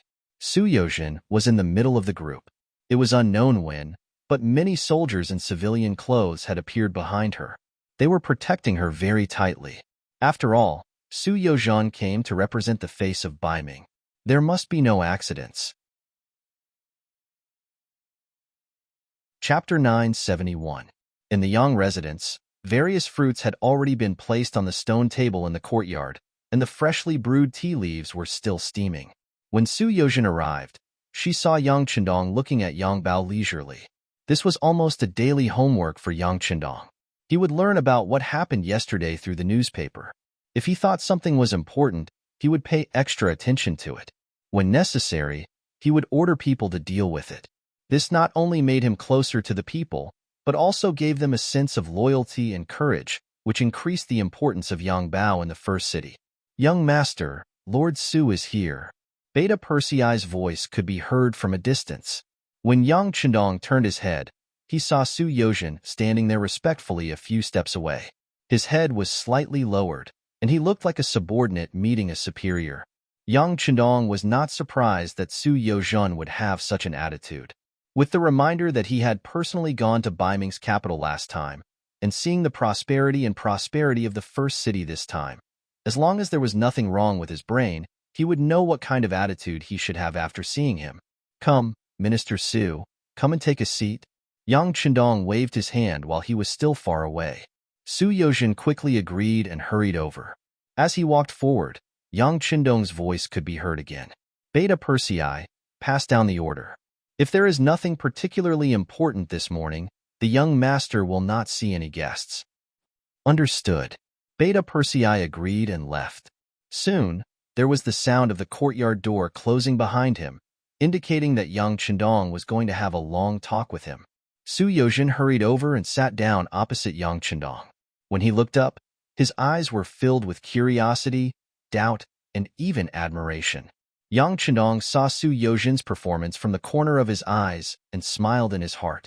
If a capable person wanted to control him, he would have to show more ability. Clearly, he had done it now. "Minister Su, you've traveled thousands of miles to come here. You must have something to teach me, right? But I wonder if it's good news?" "It's good news, great news, sixth young master." After being stared at by Yang Chendong, Su Yozhen's original intention of playing with him disappeared. She stretched out her hand and took out her trump card, the imperial edict that conferred the title of king. His original intention to bargain was no longer there. The only thing left was how to make Yang Chendong happy and please him. "Sixth young master, this is the imperial edict of bestowment that I have spent a great deal of effort to get from the Daizong Emperor. Please take a look and see if you are satisfied." Coronation imperial decree? Yang Chendong, who had originally ignored everything that had happened, had a change in expression at this moment.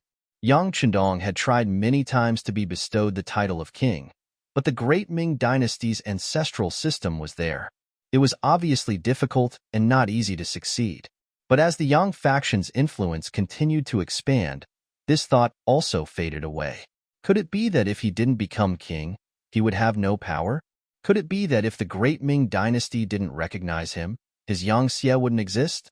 He just didn't expect that a good thing like being bestowed the title of king would fall on his head when he had already given up on it. With a trace of excitement, Yang Chendong opened the imperial edict under the golden cover. Holding the imperial edict in his hand, he looked at the words one by one. After a while, Yang Chendong's voice sounded with a sigh. "Bugnam of Gojoseon, hee.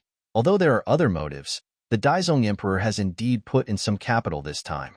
Presumably, the things he needs me to do won't be too small." What kind of person was Yang Chendong? How shrewd and ruthless was his vision? Just the title of Bugnam of Gojoseon made him see a lot of problems. There was no need to mention the word marshal. His various actions had already proved that this word was really appropriate to use on him. The word south had some meaning. It meant that the small countries of the southern barbarian that Yang Chendong occupied were all in the south. He himself should also be in the south. As for the matters in the north, he didn't need to worry about them. Although it was just a title, the Daizong Emperor of Ming still expressed his intention. That was, he hoped that Yang Chendong wouldn't stay in the north and would go to the south to cause trouble for the southern Ming. The sixth young master, this title was reported to the Daizong Emperor after much consideration. "I think this is the only way for this title to be granted. If there is anything inappropriate, I hope that the sixth young master will forgive me." Su Yozhen lowered his head and said these words with a slightly guilty conscience. He couldn't tell if Yang Chendong really liked this title, but he didn't dare to hide the things that should be said.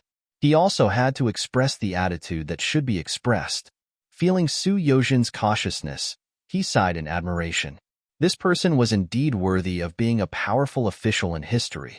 His ability to observe people's expressions and see through people's hearts was truly extraordinary. However, since he was already granted the title of king, His wish had been fulfilled. As for the title of king, he didn't really care. Could it be that if he was granted the title of Bugnam of Gojoseon, he would only be able to move about in the south? Turning his head, he folded the imperial edict and put it aside. Yang Qindong's face revealed a sincere smile. What is Minister Su saying? Being granted the title of king is enough. What is inappropriate about it? Don't think too much. Come, let me toast you with tea in place of wine. I don't dare. I don't dare, Su Yozhen said as he stood up. Yang Qindong had already laughed heartily and drank the tea. Then, he gestured for Su Yozhen to sit down. Minister Su, there are no outsiders here. It's just the two of us. There's no need to be so formal. I won't call you minister anymore. How about I change it to Brother Su? That's good, that's good. Su Yozhen nodded continuously. From the moment he entered this small courtyard, the initiative was completely in Yang Qindong's hands. What he needed to do was to conform to this person. Yes, Brother Su. In order to achieve this imperial edict, you must have put in a lot of effort. Tell me more about it. Yang Qindong asked with a smile on his face. He had thought of many ways to achieve this but failed. Now that Su Yozhen had done it, he wanted to reward him. Yes, sixth young master. The situation is like this. Su Yozhen knew that this was not the time to be polite. He told him about his proposal in the imperial court, as well as the discussion he had with the emperor and eunuch Jining in the back of the palace. Yang Qindong sat there and listened attentively. From time to time, he would nod and cooperate with Su Yozhen's speech. When Su Yozhen stopped talking, he laughed loudly and said, You only gave Jining 100,000 taels of silver in exchange for the title of king? Yes, that's the only condition. Su Yozhen nodded, but he was shocked. He knew that Yang Qindong was rich. The goods sold by the Beyond Heavens Trading Company in the capital were all profitable. 100,000 taels of silver was not a problem for him. However, transporting food to Sambuchuan was not an easy task. No matter how he looked at it, this person did not seem to care. Without Su Yozhen's shock at the imperial court, Yang Qindong spoke again. All right, if it's only a small matter, this king can agree to it right now. At this moment, he considered himself to be the Bugnam of Gojoseon. After saying this, he said generously, Brother Su has worked hard this time. Naturally, you should be rewarded. How about this? I will give you 200,000 taels of silver as a reward. This way, she could earn 200,000 taels of silver. Su Yozhen's heart was naturally overjoyed, but her face still had to put on a look of refusal. Aya, sixth young master, you can't do this. You said that we are on the same boat, and I will be your subordinate in the future. How can you give me money like this? I have to give. I have to give. If you have done well, you should be rewarded. This is my rule. All right, Brother Su, I will not refuse. If I continue to refuse, I will only think that 200,000 taels of silver is too little. All right, then thank you, sixth young master. Su Yozhen immediately stopped talking. He knew what it meant to be insatiable. He also knew that such people were the most disliked. He knew when to stop. Yes. Seeing that Su Yozhen was so tactful, Yang Qindong smiled in satisfaction. Then, his tone changed. With just this small benefit, I'm afraid it is not enough to make this a reality. I think Daizong still needs to give a gift. How about this? Give him 5 million taels of silver. Give Daizong 5 million taels of silver? When he heard this, Su Yozhen's eyes widened. He didn't know what was wrong with Yang Qindong to say such a thing. Could it be that he had too much money? Even if others didn't ask for money, he still wanted to give them money? Su Yozhen had wrongly accused Yang Qindong. Yang Xie had opened up a business path. Many of the products were not available outside. He had indeed relied on this to make a lot of money. However, ever since Yang Xie was established, it was not an exaggeration to say that he spent money like water. Especially after occupying a piece of land, he needed a lot of money to build it. Many of the small countries that he occupied had not been able to fully display their usefulness. There was no way to get back the money, and they still needed Yang Xie's constant financial support. One place was like this, two places were like this. When the land was like this, Yang Xie did not have a lot of money in his hands. Although it could not be described as having too much money to make ends meet, he still needed to think carefully before casually giving out 5 million taels of silver. Even though he knew this, Yang Chendong still did it. The reason was because of what Su Yozhen said. Daizong had written an imperial edict, but if he wanted to announce the matter of him being crown king, he needed to wait for Yang Chendong to resolve the crisis in Sambu Lachuan City. However, would the truth really be like this? Would Daizong go back on his word? Right now, he didn't want to see the 200,000 Ming soldiers fall, so he had no choice but to crown himself as king. Once the crisis was resolved, if he didn't want to, he would have 100 or even 1,000 reasons to not fulfill his promise. At that time, what would Yang Chendong do? Would he start a war with Ming? Let's not talk about whether or not Yang Shi had such strength now. Just the fact that once the war started, it would be a kind of damage to the Han people. This was far from what Yang Chendong wanted to see. Thus, in order to prevent him from breaking his promise, he had to give Ming 5 million taels of silver. Chapter 972. Of course, Yang Chendong also had his own thoughts on how to give out the money since they were both giving it to him. He wouldn't just give out the money. His true intention was to take advantage of the situation to Ming the imperial court. Brother Su, has Ming always been short of money? Yang Chendong had just said that he would give her 5 million taels of silver. Su Yozhen was also taken aback by his sudden change in tone. However, she quickly nodded her head and replied, "That's right. Ever since the Northern Ming Empire started recruiting soldiers, there has never been an abundance of silver. Because of this, the agricultural tax has been pushed forward to 3 years later, causing the commoners to complain. This method of drinking the blood of the commoners is wrong. It might succeed for a while, but it will only bring more trouble. This is not what a wise person would do," Yang Chendong said in disagreement. The previous emperors all knew that water could carry a boat, but it could also sink it. However, there were only a few who could do this. Yes, all the officials in the imperial court know this, but there is no other way. Su Yozhen also shook her head.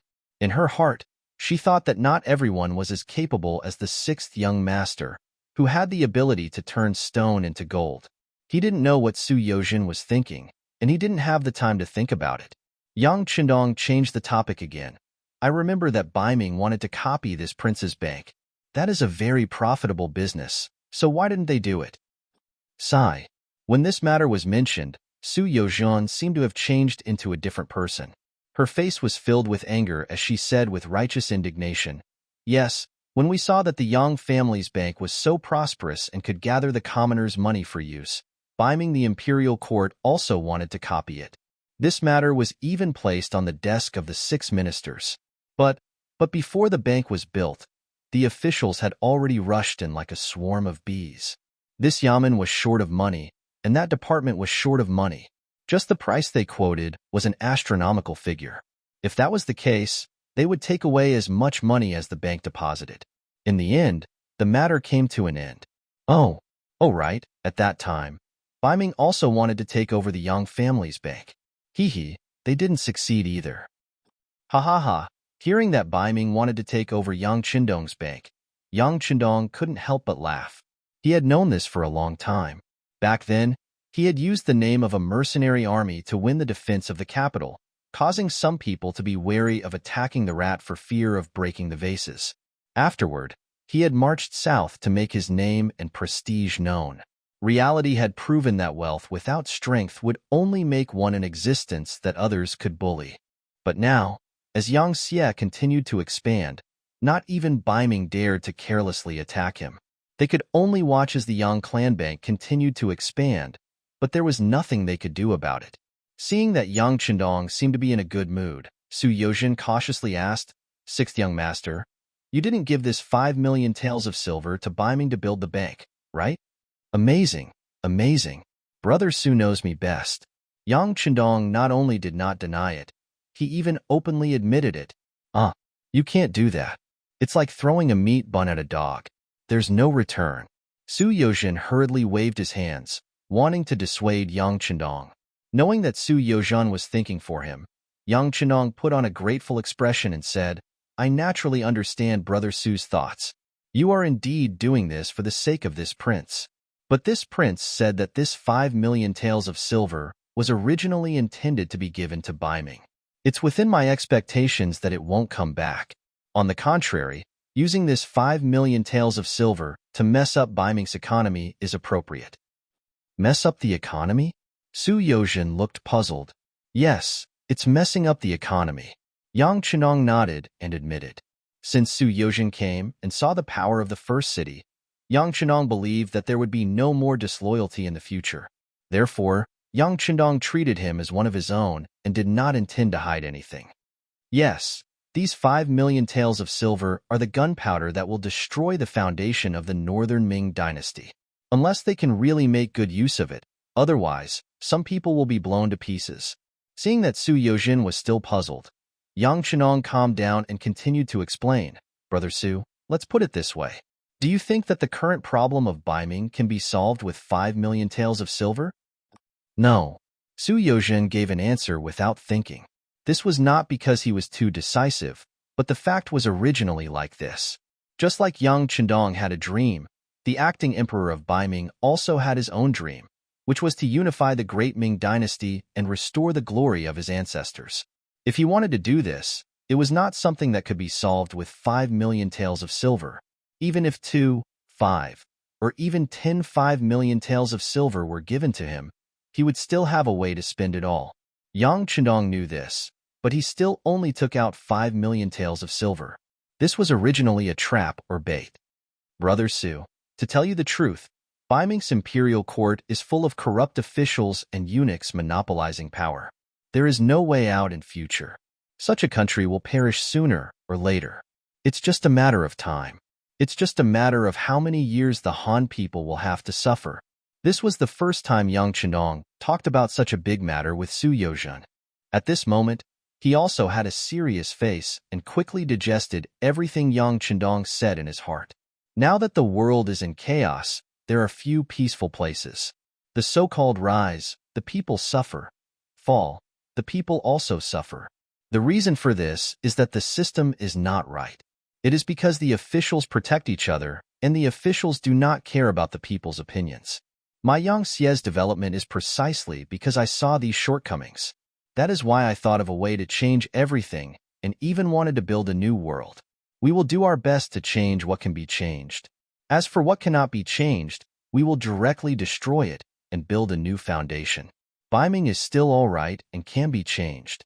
At the very least, they have the kindest and purest people in the world. So what needs to be changed is only the imperial court. As he spoke, he paid attention to the changes in Su Yozhen's face. He found that although this person was shocked, he was not angry. Yang Chenong knew that this person should have seen through his ambition. He smiled and said, however, in order to achieve the goal of change, we need to Ming's imperial court to make more mistakes, to the point that the people no longer support them. That is the time for me to make a move. In order to achieve this goal, this king has decided to support Ming's establishment of a bank and invest 5 million taels of silver as the foundation. It is still the same as before. If they use it well, this will be a wealth for development. If they don't use it well, this hole will only grow bigger and bigger. In the end, even if they throw their own bodies into it, they will not be able to fill it. This is the gunpowder that will destroy Ming's foundation? Su Yozhen finally understood and said with a face of shock, whether it is gunpowder or not, it will depend on what the current emperor does.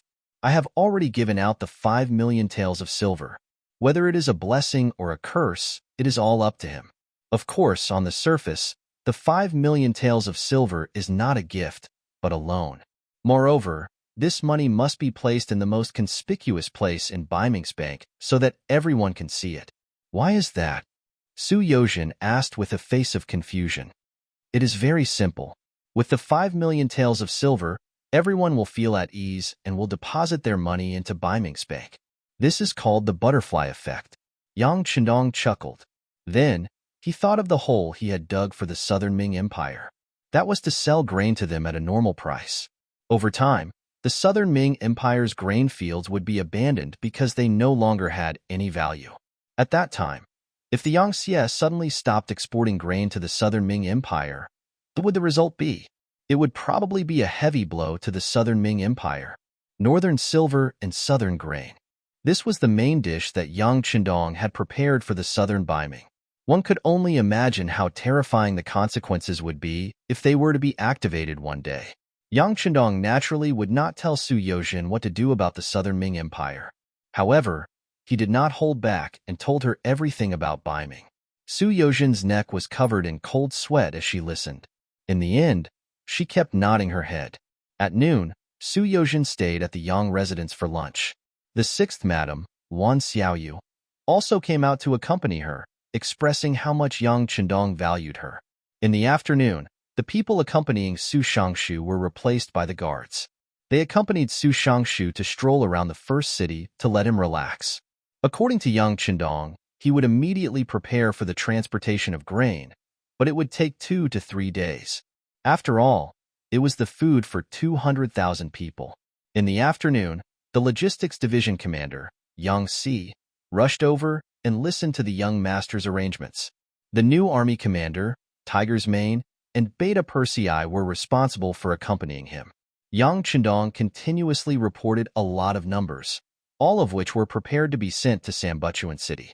As the largest city in the grassland, the first city naturally prepared a lot of necessities like grain. It was just a month and a half's worth of grain for 200,000 people, so it was not a big problem. After Yang Chendong finished giving out the orders one by one, Yang Si naturally nodded his head continuously, indicating that he would do it as soon as he went back. He would try to prepare everything in the shortest time possible and send it to Sambutuan City on the carriage. When Commander Tiger's Mane saw that they were going to transport grain to Baiming, he immediately expressed a different opinion. "Young master, you said that we will have a battle with Baiming and Southern Ming Empire sooner or later. Why are we sending them grain now? Isn't this helping our opponents and helping them become stronger?" "Well, a battle is inevitable, but how big the scale of this battle is can be carefully considered. Let's put it this way. If we do it well, the scale of this battle may be very small, so small that it can be ignored. On the contrary, if the preparation is not done well, the scale of this battle will be very big. Even if we win, Southern Ming Baiming will not be able to recover. If that's the case, after we move there, we will need to spend more energy to help them develop. In contrast, we are just transporting some grain now. It's nothing compared to what we will have to pay in the future." The three people in front of him were very close to him, so he naturally told them everything without hiding anything. Chapter 973. Beta Persei and Yang Si just nodded without saying a word. In their eyes, any decision made by the young master was the right one. All they had to do was to obey. Tiger's Mane didn't nod immediately. Instead, after thinking for a while, he suddenly looked up and said with a surprised expression, "Young master, are you planning to peacefully recover the north and south of the Great Ming Dynasty? It's impossible to achieve complete peace. We still have to fight a war, and the best way is to talk while fighting. Of course, it's too early to say this.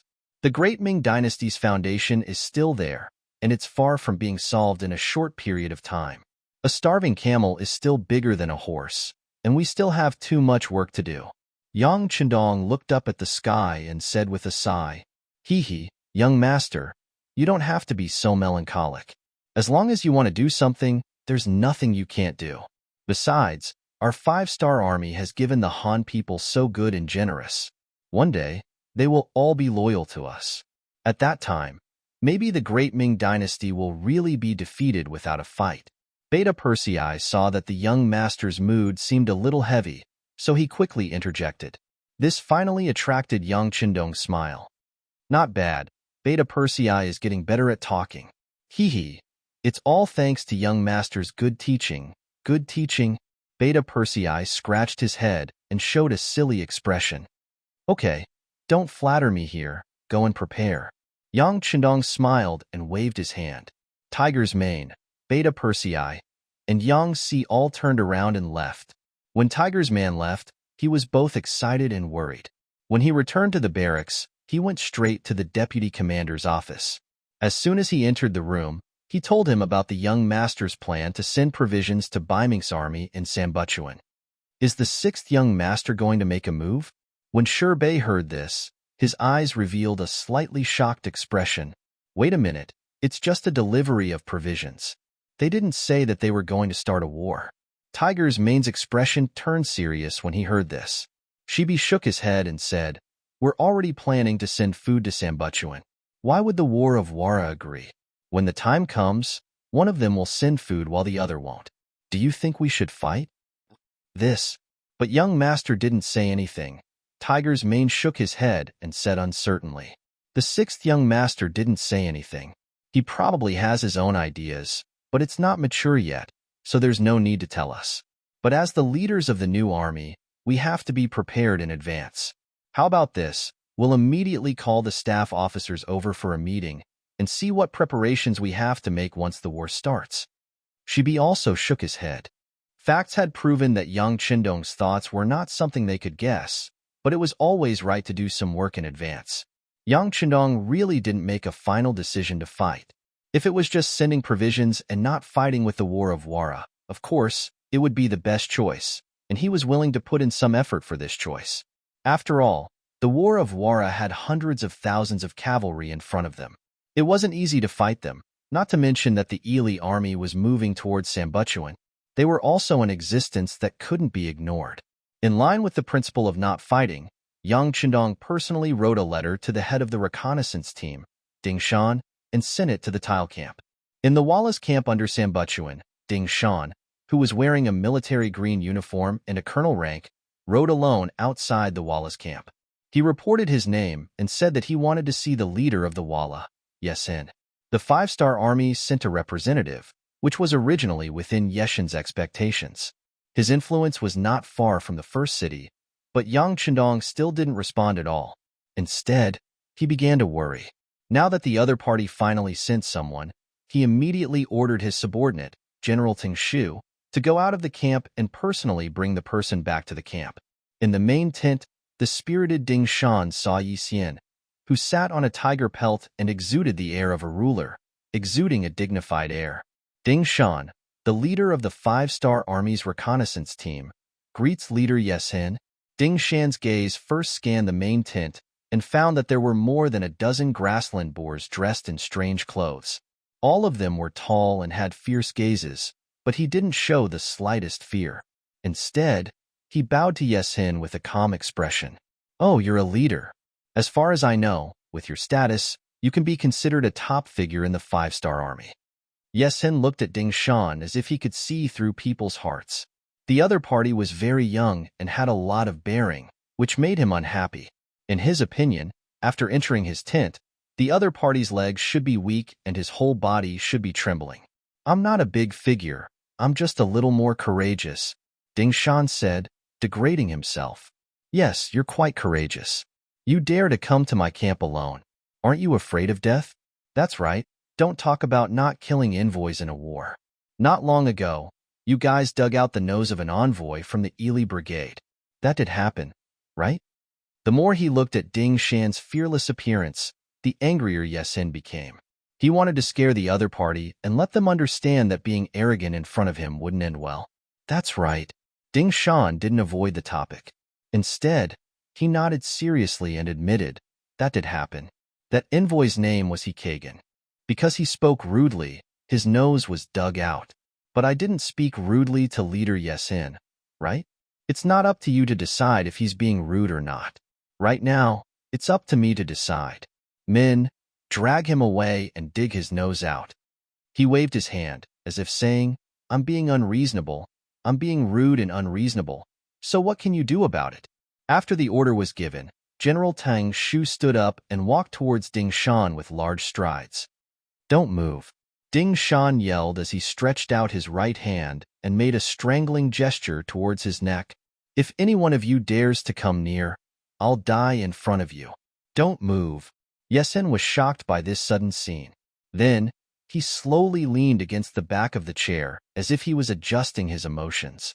After a while, he asked, "Are you really not afraid of death?" "Everyone is afraid of death, but I'd rather commit suicide than fall into your hands." Ding Shan's voice was loud and clear. He didn't have the slightest intention of lowering his head just because he was in a weaker position. The soldiers of the five-star army can't be humiliated by anyone. The loud voice reverberated in the air above the main tent and didn't disappear for a long time. Yesin, who was sitting at the head of the table, had an ugly expression on his face. Just now, he only wanted to scare Dingshan a little and take control of the initiative. In truth, he didn't want to offend the war god for a small regiment commander that he had never heard of. No matter what other people said about Yang Chendong, whether it was the war god, the Duke of Loyalty and Courage, or even the title of Heavenly Khan, in Yeshin's eyes, Yang Chendong was still the war god who had stopped him from entering Baiming's capital. He would never forget the scene when the other party looked at him from afar and fired the cannons. This was a demon-like existence. At that time, Yesin was afraid and retreated. After so many years, he originally thought that the young Yang Chendong, who was shining brightly, would fade into the crowd under the great Ming dynasty's system. After all, he was too young and too powerful, which didn't conform to the Han's doctrine of the mean. However, everything had developed beyond his expectations. After not seeing him for 6 years, the other party had already grown into someone who could face him head-on. Furthermore, the power he controlled wasn't weaker than his own. In fact, it was even stronger. Fine, even if he couldn't do anything to the war god, he could at least find some sense of victory by bullying the people under him. Who would have thought that the regiment commander who came would be so stubborn and would threaten him with death? This time, he had lifted a rock and smashed it on his own foot.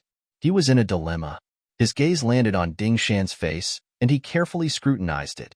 After confirming that the other party did not have any intention of joking with him, he waved his hand at Ting Shu with a stern face and told him to return to his original position.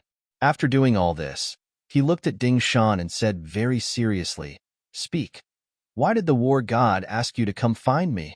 Ding Shan's right hand didn't move away from his neck. Instead, his left hand reached into his chest and took out a letter. With a flick of his wrist, the letter flew to the desk in front of Yesin. "This is a letter from our 6th young master to you. Read it and you'll understand." Reaching out to take the letter, he opened it and slowly read it. Yeshin's expression became somewhat ugly. The moment he put down the letter, he looked at Ding Shan and said angrily, "The war god wants to send food to the Baiming army that I've surrounded?" "Yes." Ding Shan nodded heavily and said, "The 6th young master doesn't want to become enemies with the Walla, so he notified you in advance. As for whether to fight or to make peace, that's up to you. Now that the letter has been delivered, if Leader Yesin doesn't object, this regiment commander will return to report to the 6th young master. We can't let him leave. This is simply a provocation to us." 2 other generals in the main tent stood up, their faces full of anger and murderous intent. They were one of the 4 generals that Yesin relied on, Hilei and Mu Tuaer. Over the years, the War of Wara had gradually become stronger under the leadership of Yesin, and many outstanding generals had emerged. Among them, Bo Mu-er, Ting Shu, Hilei and Mu Tuaer had the best performance. They were also known as Yeshin's 4 generals. This time there were 3 in the main tent, except for Bo Mu-er, who was stationed in the chaotic well city in the Hetao region. Now all 3 of them stood up and said that they couldn't let Ding Shan leave. This person was simply here to issue a letter of challenge. If they let him leave, where would the War of Wara's face go? Facing the shouts of the 3 generals, Ding Shan's expression didn't change and his heart didn't skip a beat. When he received the mission this time, he was determined to die. Would a person who was even prepared to die be afraid of being threatened in front of him? Chapter 974. All right, let him go. Yesin wasn't prepared to fight with Yang Chendong. Even if he wanted to fight, killing one of the enemy's commanders wouldn't boost his morale. It would only make the 5-star army hate him even more. He wouldn't do such a thankless job. Ding Shan left. When he left, he swaggered. Tung Shu and the other 2 generals were furious. They looked at Yesin and asked unhappily, "Leader, what's so scary about the 5-star army?" They actually wanted to send food to Baiming's surrounded soldiers. They are clearly our enemies. What do you know? The 5-star army has cannons. They have powerful cannons.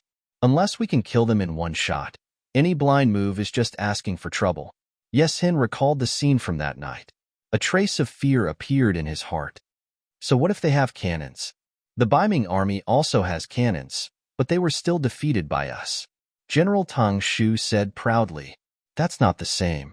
Yes Hin shook his head. In his heart, Bai Ming's cannons were too weak. Their attack range was also very limited. It wasn't like that night.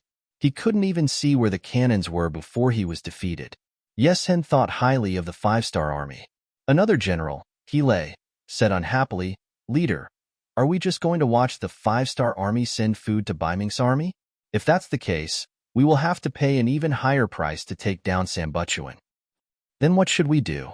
Do we have to fight against Bai Ming and the 5-star army at the same time? Let me ask you, if that is the case, what are your chances of winning? He had also been angered by the questions of the other generals, so he roared back. Teng Shu and the others didn't say anything. They were nothing more than martial artists. If one were to look at them from a higher perspective, they were just fierce generals. When it came to scheming, they were far from it. Because of this, even though they were all capable of fighting, they still became Yeshin's subordinates. The 3 generals didn't say anything. Yesin waved his hand in annoyance. All right, you guys can leave first. Let me think about it. The situation of the battle kept changing. Yeshin's mind was in a mess. First, the stubborn resistance of the Northern Ming Imperial Edict Army exceeded his expectations. He used the 100 cannons he had seized and forcefully blasted a huge hole in the western city gate of Sambu Lachuan. Then, the armored cavalry seized the opportunity to charge in. But even so, the stubborn Northern Ming soldiers still managed to block the hole and drive back the cavalry he had sent out. The Northern Ming army's fighting strength was tyrannical, and their willpower was tenacious, far surpassing what he had previously thought. Just based on this point, he could conclude that the commander of Bai Ming and Sambuchuan was definitely not an ordinary person.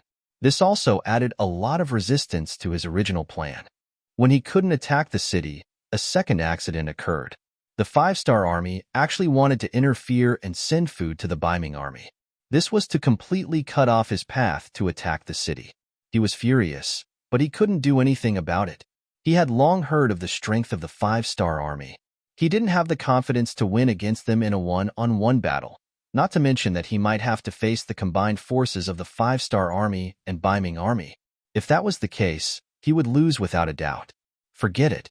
It's never too late for a gentleman to take revenge. So what if they send food to the Bai Ming army? In the end, Sambuchuan is still surrounded by me. When the Bai Ming army appears, perhaps there will be a turn for the better. Yes Hen suppressed his urge to attack and finally decided to take a step back and observe the situation before making a decision. Yeshin's achievements today were all due to his personality. He was the kind of person who could adapt to circumstances. When he had the advantage, he would show his ruthless side. Just like when Tuachuo Buhua was defeated by Yang Chendong, he saw the opportunity and took a bite. In the end, he ended Tuachuo Buhua's life. On the other hand, when the situation was not good, he was very good at holding his breath.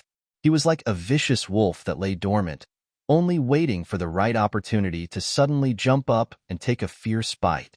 Now, it was time for him to swallow his anger. After Dingshan returned from delivering the letter, he went to see Yang Chendong in the beginning city and told him everything that happened when he entered the main tent of the Wara army. Yang Chendong listened attentively from the side. After Dingshan finished speaking, he was not stingy with his praise. Then he ordered that the food could be sent. There was no news from Yes Hin, so Yang Chendong decided to send the food. The commander of the new army, Tiger's Mane, was puzzled. Young master, don't we need to wait for a reply? No need. Commander Dingshan being able to come back safe and sound is enough to explain the problem. Yang Chendong chuckled. If Yes Hin did not agree to the 5-star army's move, it would be difficult for Dingshan to come back. On the other hand, it proved that the other party had misgivings, so he should take advantage of this time to send the food over. What was he waiting for? He did not forget that in a few days, the Ely army would arrive on the battlefield. At that time, the situation of the entire battlefield would change dramatically. Before that, the matter of transporting the food had to be done properly. Otherwise, it would be difficult to find another opportunity. Yang Chendong ordered, and 100 carriages were driven out from the logistics division. The Tatar division commander, Su He, personally led a division of men to escort them. This way, Even if they encountered any accidents, they would not suffer any losses. Su Yozhen personally watched as the food was loaded onto the carriages. With these things, the nearly 200,000 soldiers in Ming's Sambulachuan city could eat for 2 months. At that time, the army led by Governor Shi Hong would arrive, and the danger of Sambulachuan city would be resolved. Yang Chendong stood beside Su Yozhen. Not far away, there were a few officials from Ming's Ministry of Revenue watching. All of this had to be recorded. When they returned, they had to report to the Ming Imperial Court and report the details of the process. Don't worry, there won't be any problems with the food, and no one will stop them. I have arranged for a division of cavalry to escort them. If there is a problem, more troops will quickly arrive. As long as Yeshen does not want to start a full-scale war, he will not stop them. But Brother Su, you can prepare to leave here and return to the capital to report, Yang Chendong said as he patted Su Yozhen's shoulder as he watched the carriages of food being transported out of the first city. Okay, 6th young master, don't worry. I will go and make preparations. However, I still need Shi Wanshan to issue a receipt for the delivery of the food. When the time comes, I will arrange for officials from the Ministry of Revenue to accompany them. I hope that 6th young master can make things easy for me. Su Yozhen nodded. He knew that he had a more important task to do.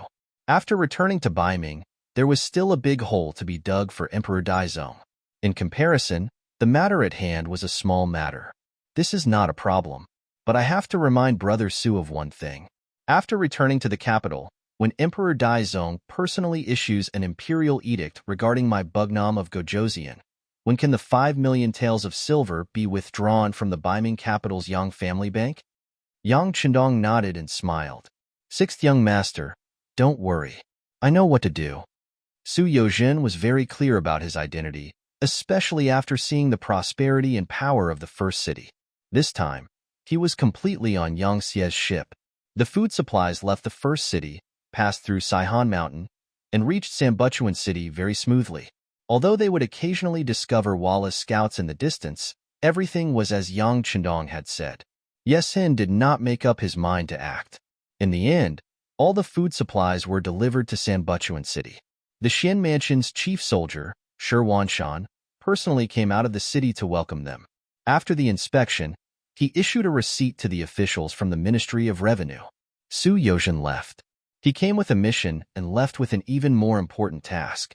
At the same time, Ili led the Li Kingdom's army to the Shajing region. They arrived at Sambuchuan City and met up with Yeshen's army of 150,000. Apu's arrival made Yeshen very happy. At the very least, he now had the advantage in terms of military strength. Thus, while he assigned the Li Kingdom's army a place to stay, he invited Apu to his tent to discuss the matter of attacking Sambuchuan City together. Haha, Lord Prime Minister, you're finally here. What do you think? Let's do something big together. Right now, Sambuchuan City is surrounded by my cavalry. It's so tight that not even a drop of water can get through. Yeshen still wanted to say something. A single sentence from Arab was enough to turn him into a mute. So tight that not even a drop of water can trickle through? If that's the case, what's up with the 1,000 carriages of food that the 5-star army sent into the city? Yeshen was at a loss for words. He did not know how to answer. Apu did not wait for Yeshen to think. He said, Lord Prime Minister just said that if we work together, we can do something big. I think that's a good idea. Since that's the case, let's discuss how to deal with the 5-star army. Okay. Deal with the 5-star army. Yeshen nodded. Then, he looked at Apu with a confused expression. Lord Prime Minister, you didn't hear wrong.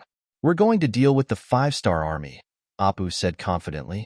Then, he strode to the map and pointed at it.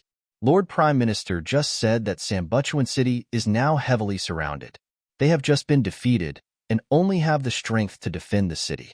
They don't have the intention to fight outside the city.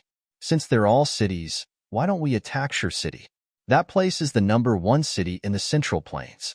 There are countless resources and hundreds of thousands of slaves. If we can capture that place, I think we will get many times more than what we would get from taking down Sambulachuan. Attack Shi City, but the 5-star army is in charge of defending it. There were also some people who hadn't understood the situation yet. So what if they're defending it? I've already sent people to investigate. The five-star army only has less than 40,000 people. Compared to Wara's 150,000 cavalry and our Ili's 170,000 infantry, 40,000 against 320,000. I'm sure everyone knows who's going to win, Apu said confidently. Chapter 975.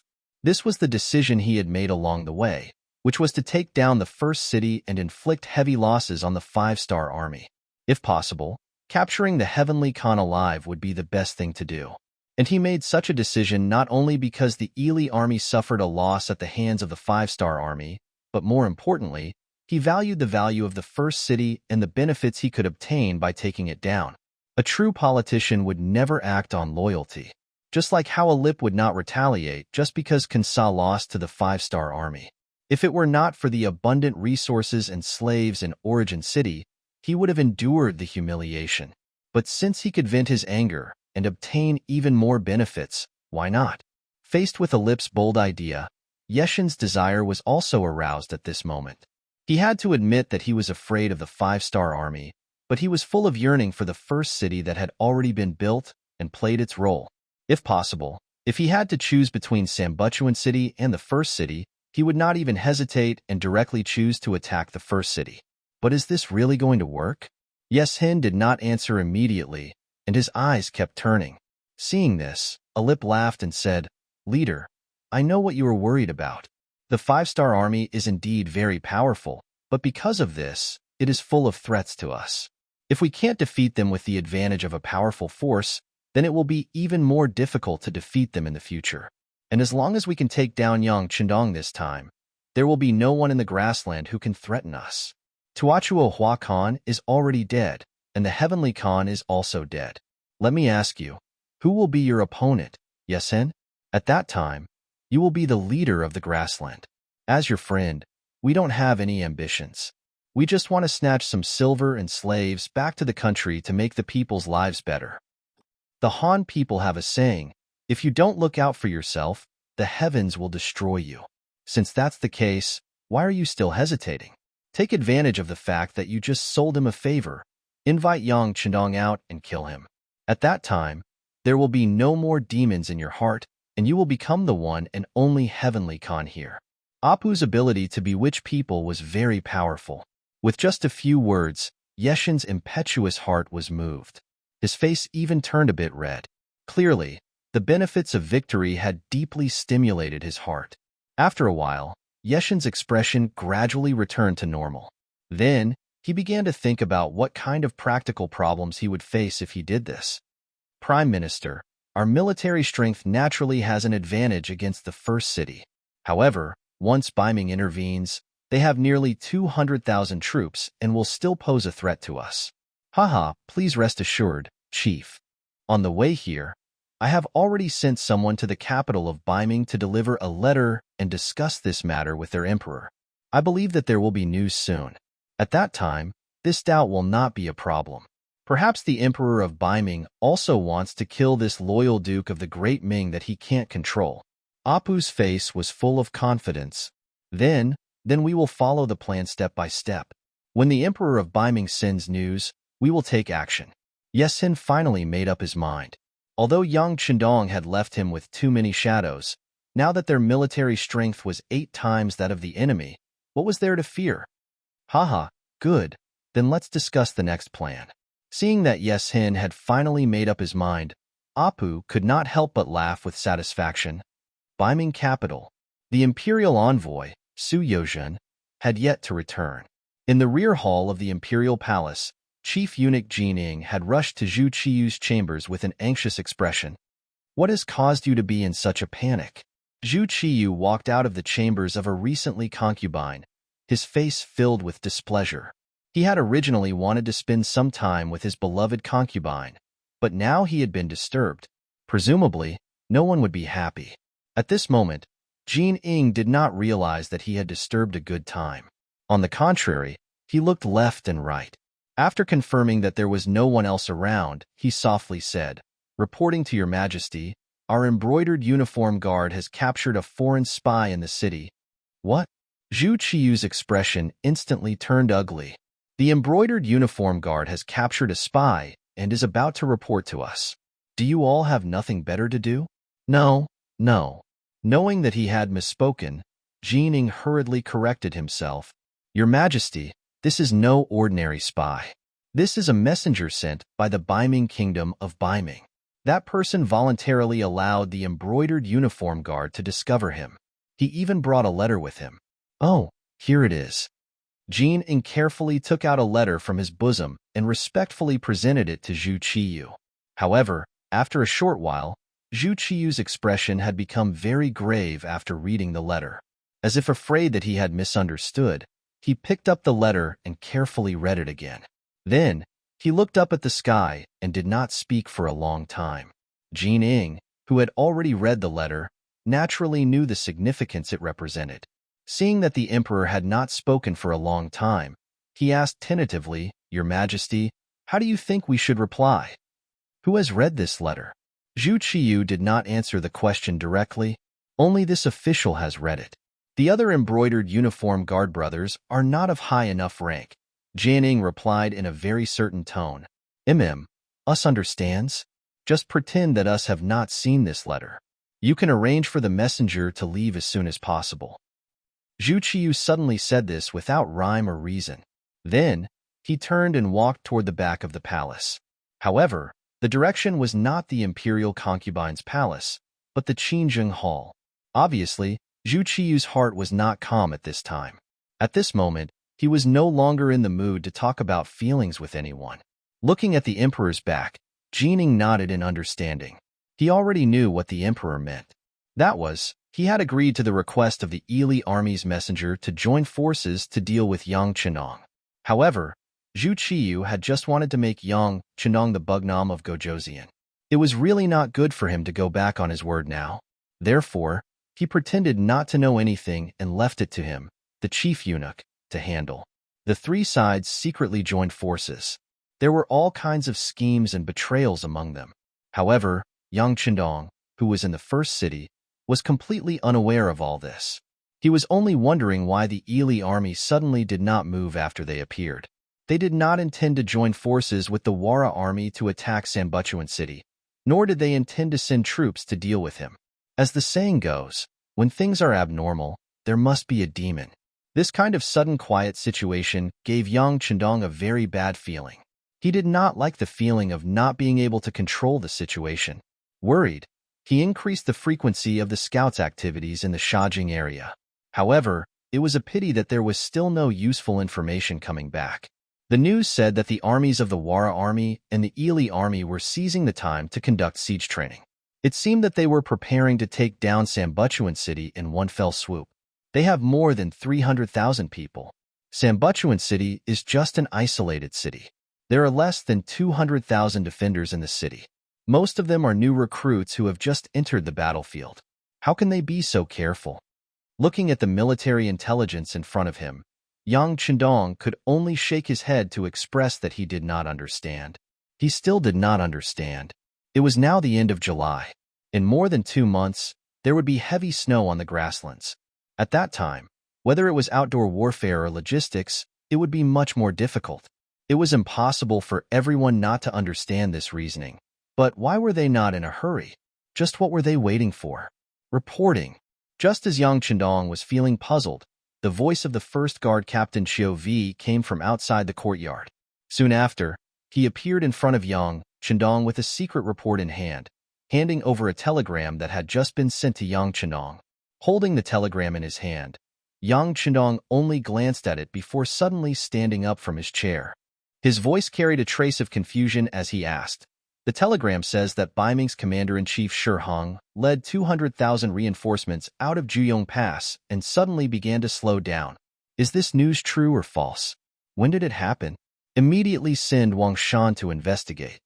The news had been sent by a secret agent of the Security Bureau hidden near Juyong Pass. They had seen that Baiming's reinforcements had suddenly slowed down, almost stopping every now and then. Considering that Baiming was waiting for reinforcements on the front lines, this situation was very abnormal, so they had sent a telegram to inform the higher-ups. Originally, not long after the war began, Tulu City had been sealed off. Under the policy of not allowing anyone to leave or enter, no one had thought that the news would leak out, and no one had figured out what a telegram was. But no matter what, Yang Chendong still saw the telegram and understood the movements of Bai Ming's reinforcements. When he thought about how so much time had passed and how the allied forces of Walla and Ely had not attacked Sambuchuan, instead, the scouts had sent news that they were constantly practicing the combination of cavalry and infantry when attacking the city. For a moment, Yang Chendong could not help but wonder if their target this time was not Sambuchuan, but himself. This bold thought was just a fleeting thought, but it was accurately caught by Yang Chendong. What followed was a burst of shock and anger. Could it be that this bold thought was true? If this was the case, it was not impossible. After all, no matter how he looked at it, the benefits of taking down Shur City were far better than taking down Sambuchuan. If all of this was true, then it proved that Walla, Ely, and Bai Ming had joined forces. Someone, go and invite Tiger's Mane, Shibi, Yangtze, and City Lord Yumian over. For such a big matter, even Yang Chendong could not make the right decision with just a telegram. He had to discuss it with others. Chapter 976. Not long after, the four of them were called to the Yang residence. In the small courtyard with the battle command sign, Yang Chendong told them about his worries. The three of them were so shocked that their faces tightened. It was obvious that the four of them did not believe the news when they first heard it. However, no one could be sure about politics. It was common for friends to be enemies the next day. When the benefits could sway people's hearts, anything could happen. We've just sent so much rations to Northern Ming, and now they're coming back to do us harm. This is too much of a beast. City Lord Yumian was so angry that his beard was trembling.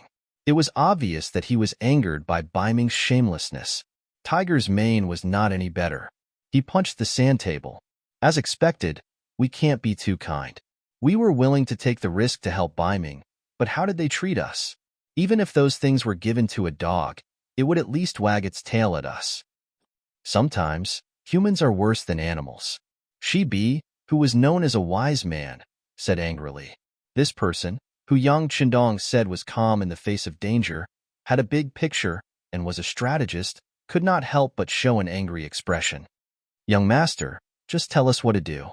Yangtze was even more direct. He was waiting for orders angrily.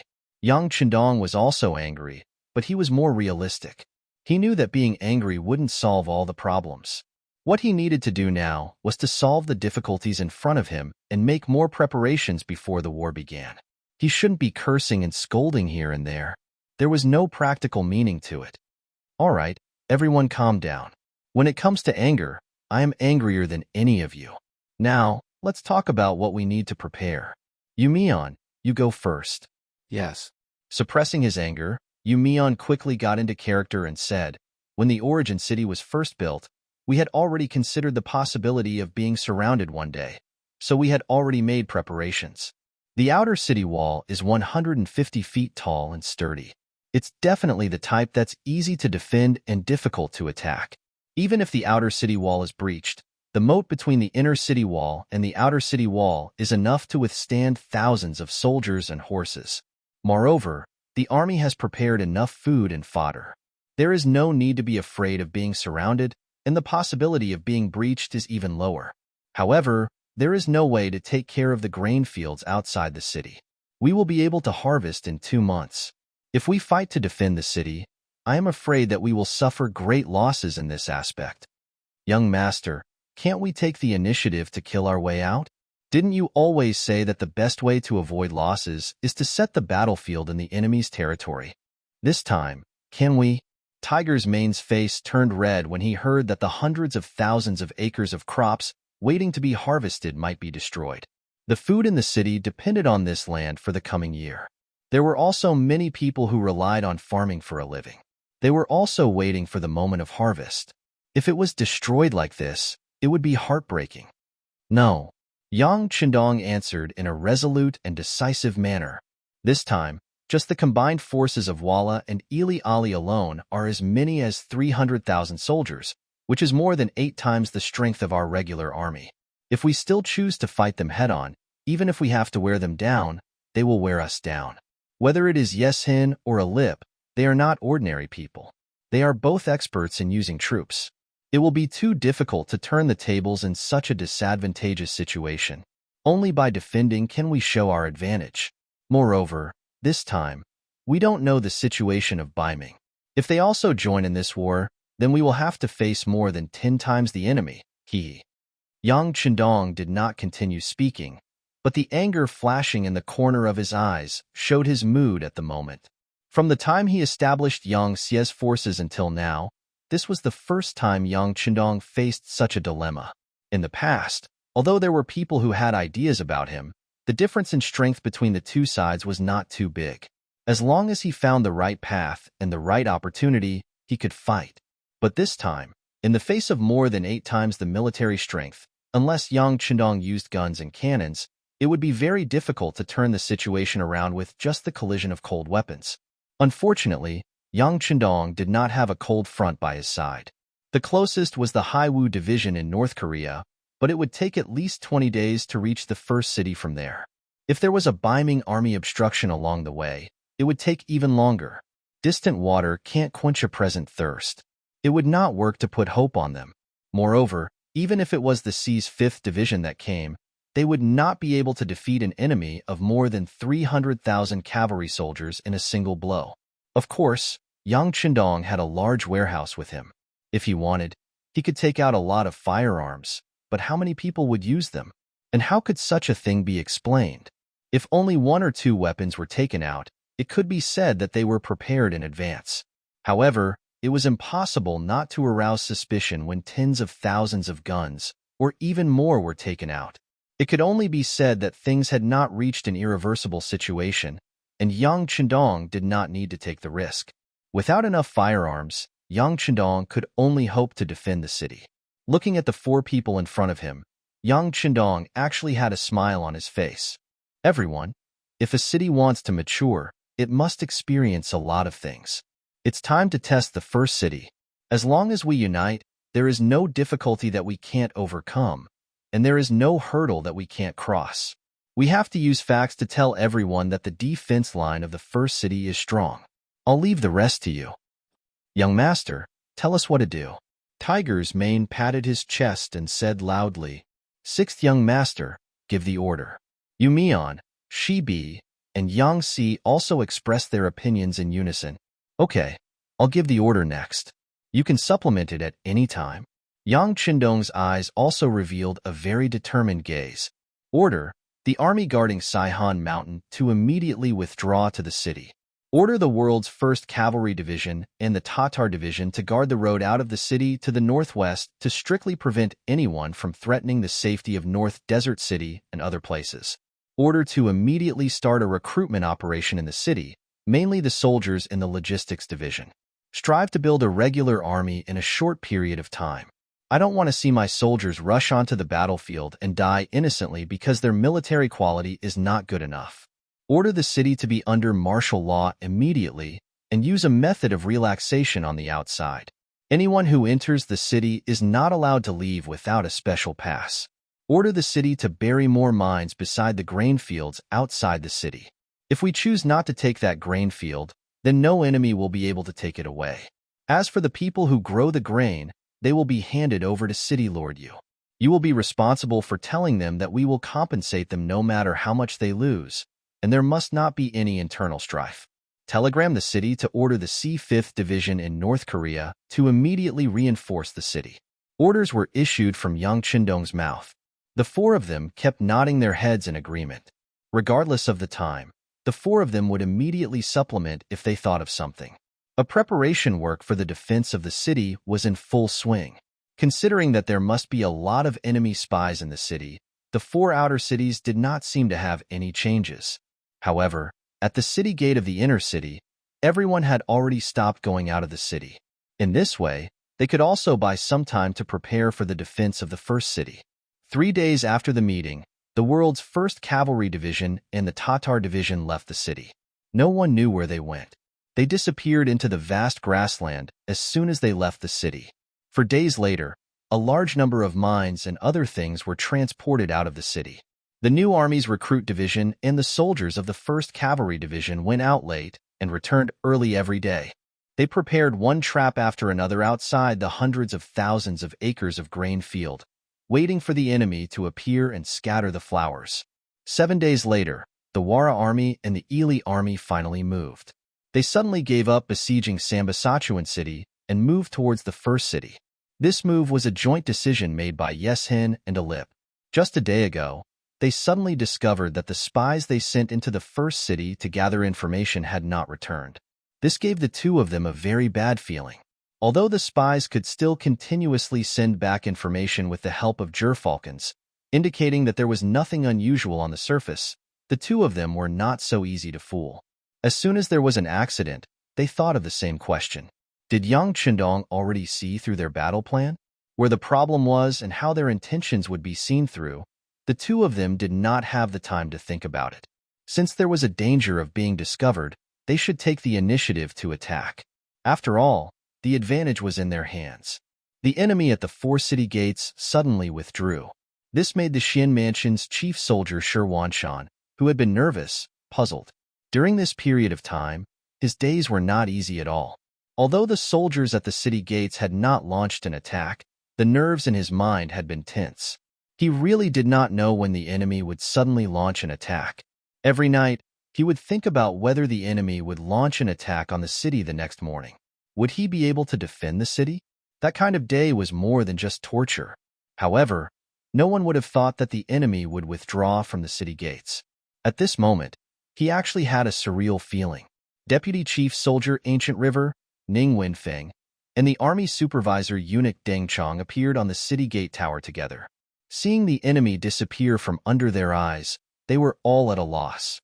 Everything that was happening in front of them also made them feel a sense of bewilderment. What do you think they are doing? Holding the battlements, Shi Wanshan seemed to be asking the others, but also seemed to be talking to himself. They are not pretending to retreat in order to lure us out of the city, right? Deputy Chief Soldier Ancient River's personality was straightforward and his words were more direct. Chapter 977. The supervising eunuch, Deng Chong, was in a better state. He looked in the direction of the enemy's retreat and said worriedly, "They are heading in the direction of Tala City. Are they going to abandon us and choose another path?" "I don't think so." Deputy Chief Ancient River's face was filled with shock. He shook his head hesitantly. "I don't think so.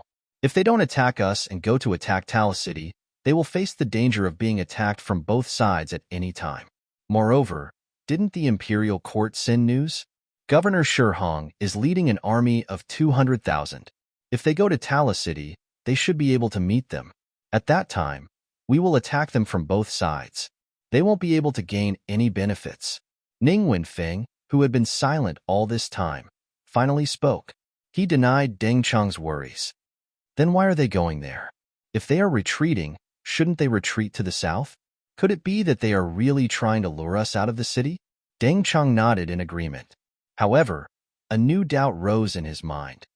To the north, there is not only Taof City but also Beginning City. Ning Wenfeng's expression changed slightly. When he said the last two words, his face had already turned red. Although his possibility was the lowest, it seemed that this was the only plausible explanation. Ning Wenfeng's words attracted the attention of the three people. It was Ancient River who said, "Impossible. You said that they want to attack Beginning City. They must be crazy. The Duke of Loyalty is there. Moreover, Beginning City has high walls. How can it be so easy to attack?" "That's right." Chief Shi Wanshan spoke again. "Moreover, we are still behind them. If they attack Beginning City now, aren't they afraid that we will stab them in the ass and cut off their retreat?" A while ago, Yang Chendong sent people to deliver provisions into the city. Although it wasn't because of Shi Wanshan's face, and if he guessed correctly, it should be because of some agreement between the Duke of Loyalty and the Emperor. However, there was one point that couldn't be denied, and that was that nearly 200,000 of their soldiers had been saved. He had to acknowledge this favor. If Walla and Commander Ely really wanted to attack Beginning City, he could also lead the army to cut off the enemy's retreat and severely injure them. "That's right." The five-star army has helped us a lot this time. If something happens to them, we can't just ignore it. Ancient River nodded silently. It was said that the more straightforward a person's personality, the more they would know how to be grateful. Now, it was a perfect example of this saying. Send scouts out of the city. Rather than discussing it here, why don't we send people out to scare them? Seeing is believing. Ning Wenfeng's mind was still clear enough. Faced with a chaotic situation that he couldn't understand, he still decided to send someone to take a look. Only then could he get the truest answer. Okay, send out all the scouts. Sure, Wanshan nodded in acquiescence. In his heart, he was also very curious about what Walla and the others were going to do. Walla and Ili took the allied army of 300,000 men into consideration. Jingzhou City and Shajing City each kept 5,000 cavalrymen, and when they attacked Sambulachuan City, they lost nearly 10,000 infantrymen. They calmly left Sambulachuan City, and in a grandiose manner, headed straight for Sure City, which was 1,000 li away. As early as the moment they started to move, the scouts of the five-star army, who were already mentally prepared, received the news and then reported it back to Beginning City. Yang Chendong, who was having lunch with 6th Madame Wan Xiaoyu, only paused for a moment after hearing Beta Persei's report. Then, he continued to eat as if nothing had happened, and a confident smile appeared on his face from time to time. Wan Xiaoyu sat opposite him, and there was no trace of worry on her face. Although the number of 300,000 troops reported by Beta Persei had indeed shocked her, she was convinced that her man would still create a miracle this time when she thought of all the miracles she had seen after meeting her big brother. Through the Beginning City's Yang report, the news of the 300,000 troops under Walla and Ili Ali's joint attack quickly spread in the city. Yang Chendong adopted an extremely open policy regarding public opinion. At his request, Yang Bao even had a special current affairs column for everyone to express their personal views and opinions on current affairs. It was precisely because of this that anyone who had lived in Beginning City for more than a year seemed to be able to talk about some important matters regarding Yangxie. Over time, discussing the military situation had become a habit. It was no longer strange for them to do so. It was precisely because of this foundation that when Yang Bao of Beginning City announced this shocking news the next morning, the city was far from the panic that should have occurred. Some of the commoners originally wanted to buy more rice to store, but when they saw the piles of rice in front of the grain stores in the city, they no longer had any concerns. Only those farmers who had fields outside the city were worried, and even sent some representatives to the city lord's mansion to inquire. Soon, they agreed. The Heaven Khan said that all the losses this time would be compensated by the five-star army. After the war, they would compensate for the losses. City Lord Yu Mian also emphasized that these compensations were not provided by the Heaven Khan, but by Walla and Ili Ali. The city lord's mansion was just supporting them in advance. That's right, we're going to get Walla and Ili Belly to compensate us. The Heaven Khan is so good to us and gave us fields, houses to live in, food to eat, and hope for the future. However, some people just don't like it and always want to snatch the benefits. Since that's the case, we'll fight with them. We'll fight with them, but I don't know if we still need people to defend the city. I'm only in my 40s, and I still have a lot of strength. Although I can't charge into battle without training, I can still help carry the kerosene and arrows. There's also me. I'm not even 40 years old yet. I can carry a shoulder and pull a bow. If you need me, I'll go up to the city tower and fight with these people who deserve to die. Count me in.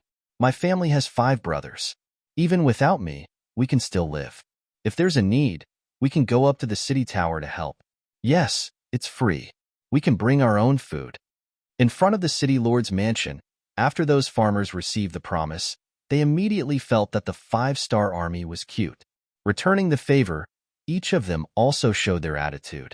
It was true that those who had money would contribute money, and those who had strength would contribute strength. This kind of atmosphere quickly became the norm in the city. For a time, there were many people who requested to help defend the city. There were nearly 500,000 people in the city. Other than some children and the elderly, almost everyone else signed up. The number of people actually reached more than 300,000. When this matter was reported to City Lord Yu Mian, he excitedly told the news to Yang Chendong. The latter couldn't help but laugh out loud. Yu Mian, do you see that? This is the power of the people. Their thinking is actually very simple. Whoever is good to them, they will be good to them. In this way, we have more than 300,000 fresh troops. Isn't that much more than the enemy? What's there to be afraid of? Yes, yes, the sixth young master is right. Yu Mian nodded excitedly. Previously, I was worried that the strength to defend the city wasn't enough. However, with the support of the people in the city, there's no need to worry. Ha ha ha. Yang Chendong finally saw the power of the people.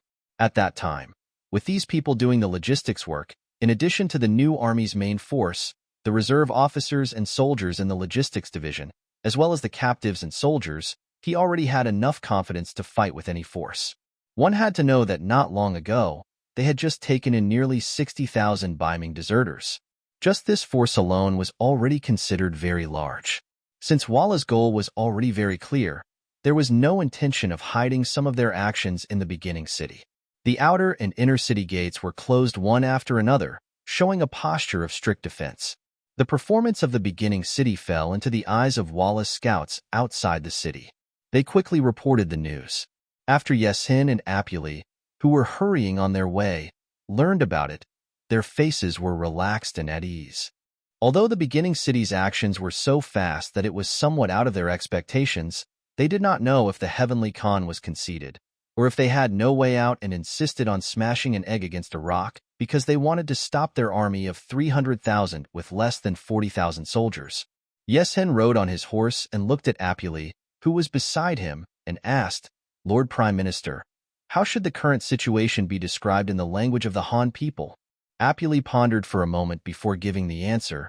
It should be called not knowing the time and things, or it can also be called a mantis trying to stop a chariot.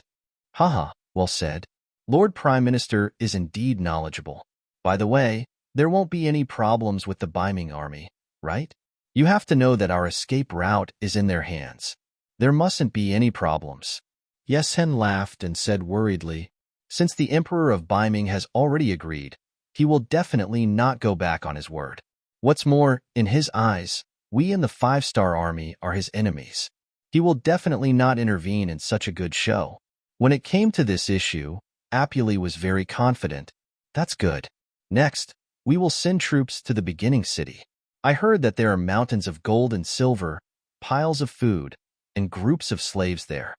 Haha, I didn't expect the Heavenly Khan to be a good person for once and prepare so many good things for us. Without any worries, Yeshin's face was carefree and at the same time, his face was full of expectations. Sanbu's Tile River City. The dispatch scouts reported back one by one. After confirming the fact that the beginning city's gate was closed and the alliance of Walla and Ili Ali was advancing step by step, they quickly reported back to the city. General Shi Wanshan immediately invited the two vice-generals Ancient River and Ning Wenfeng to prepare for the attack.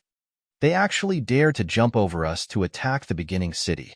This is simply not putting us in their eyes.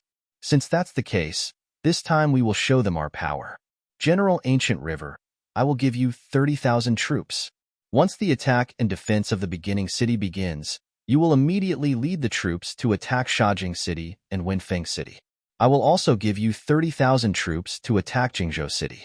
We will cut off their escape route first. Shi Wanshan's face was filled with anger. Chapter 978. He did not know where the other party got the guts to abandon him and attack the beginning city behind him.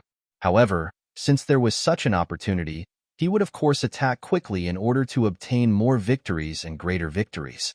Ancient River and Ning Wenfeng, who were called out, cupped their fists and responded. Then, they prepared to mobilize the troops to attack the city. However, before they could walk out of the government office, they saw a group of more than 100 embroidered uniform guards surrounding the place. Then, the military supervisor eunuch, Deng Chong, appeared. "What are you doing?" Seeing that the government office was surrounded and the embroidered uniform guards appeared, Shi Wanshan's expression changed slightly. He looked at Deng Chong, who was walking toward him, and asked sternly. Ancient River and Ning Wenfeng, who were about to leave after receiving the military order, looked at Deng Chong in confusion. At the same time, their right hands slowly moved toward their waists. It was obvious that they were prepared to make a move at any time. Don't misunderstand. Deng Chang's expression did not change, and his heart did not skip a beat. It was as if he did not see the reaction of the two deputy commanders. He faced Shi Wanshan and said, "Commander Shi, I just received a secret order from Supervisor Jin. The Xian Mansion soldiers are not allowed to leave Sanbula City. Please do not make things difficult for them." After saying this, Deng Chang waved his hand to the embroidered uniform guards on his left and right and said, "Guards, guard every path leading out of the government office." Without orders, the three commanders are not allowed to leave the government office. Otherwise, kill them without mercy. After the embroidered uniform guards and flying fish robes responded, they quickly occupied every path and completely controlled Shi Wanshan and the other two in the small courtyard.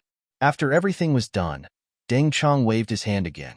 Immediately, a few eunuchs brought out the good wine and dishes that had been prepared in advance and brought them to the table. Deng Chang was the first to find a seat and sit down. Sigh, speaking of which, I rarely have the chance to have a good drink with the three generals. Come, take a seat. With a face full of doubt, Ancient River signaled Shi Wanshan with his eyes several times. What should he do? Although it was true that there were embroidered uniform guards in the vicinity, this was not the imperial city.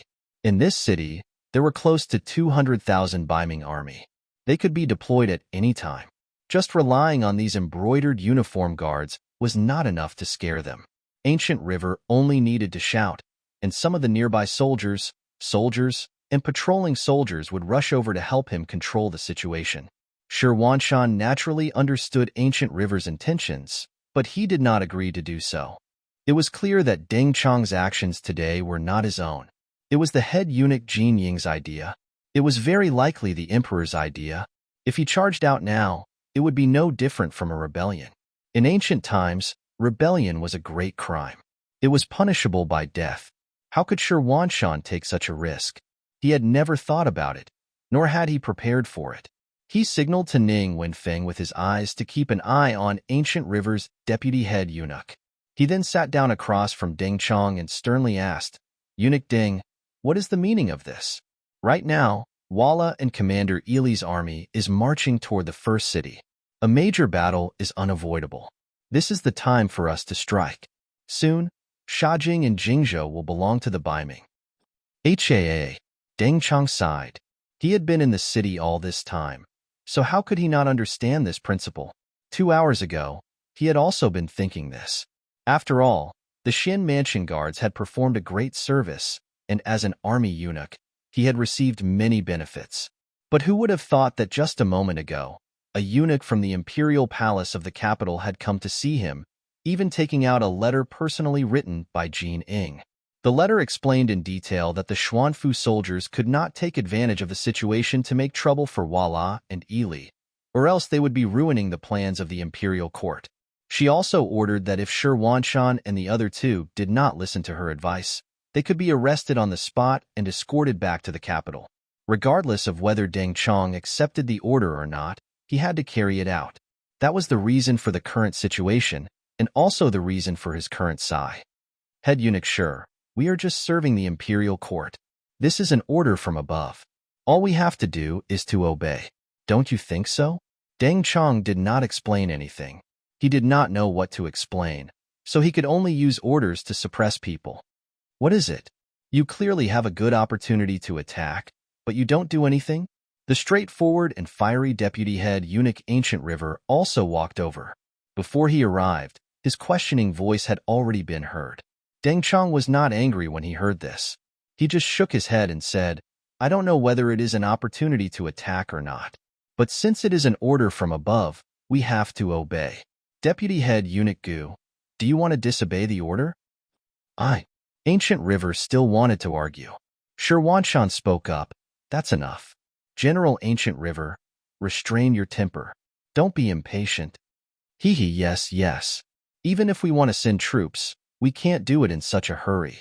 Since we have already brought good wine and good dishes, how can we waste them and not eat them?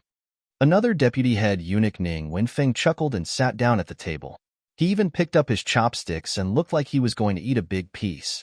The smart Ning Wenfeng had already realized that the order from above did not allow them to send troops. Rather than stubbornly resisting and provoking anger, it was better to sit down and have a good chat to see if they could find out what went wrong. Shi Wanshan quickly understood Ning Wenfeng's intentions and suppressed the anger in his heart. Only Ancient River was left. Seeing that he wouldn't be of much use even if he stood, he simply sat down and took a big bowl of wine to relieve the depression in his heart. Shi Wanshan and Ning Wenfeng raised their wine cups to toast Deng Chong. Eunuch Deng Chong, who knew their intentions, smiled bitterly. Generals, don't ask me what is going on. To be honest, I don't know either. But I think you guys should be able to guess it. Whatever you guessed, that's what it is. I only know that the reinforcements sent by the Emperor, Governor Shi Hong, are currently leading troops in the Juyong Pass area and are not moving forward. When Deng Chong said this, Shi Wanshan and Ning Wenfeng had nothing to say. Although it was only a piece of information, it already told them too much.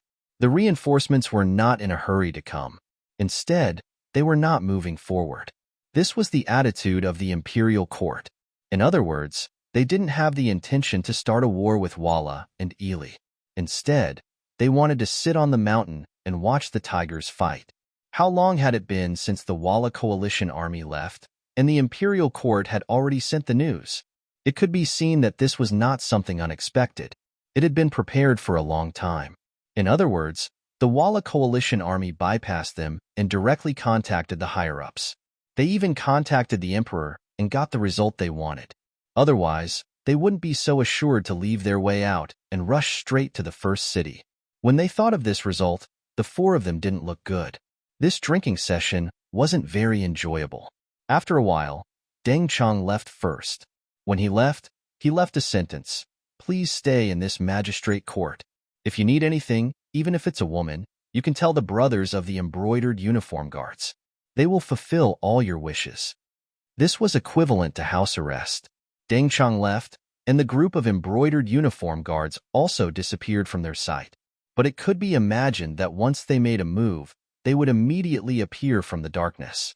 The three dignified commanders who held heavy military forces were actually placed under house arrest when the war was about to start.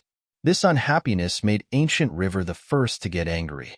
He threw the wine jar on the ground, opened his eyes and shouted, "What's going on? What is the meaning of this? Are you repaying kindness with ingratitude? Brother Gu, be careful with your words." Shi Wanshan's face changed after hearing this. Ning Wenfeng, who was at the side, was even more direct. He slashed out with his palm and hit the back of Guhi's neck, knocking him unconscious. This was also something that couldn't be helped. They were surrounded by embroidered uniform guards. If some words were spread out, not only Ancient River, but they would also be guilty. Ancient River was knocked out, and it was as if the world had returned to peace. Only the whispers between Shi Wanshan and Ning Wenfeng were left. "Commander, are we just going to watch the war start and do nothing? He had just helped us before. So what? Can we still disobey the orders from above? Everything we have is given by the Emperor and the court. The Emperor's orders cannot be disobeyed. But why? Is it because the higher-ups think they are clever? Don't they know that once the Walla army wins, they will immediately point their spears at us? At that time, we won't have any allies. If we encounter any difficulties, who will help us? On the other hand, if the Duke of Loyalty wins, he will not let us off easily. It is not impossible for him to start a war with the Ming army. Comparing our military strength, what are our chances of winning?" Haha. Shi Wanshan's cold laughter was heard. The higher-ups? When have the higher-ups done anything right?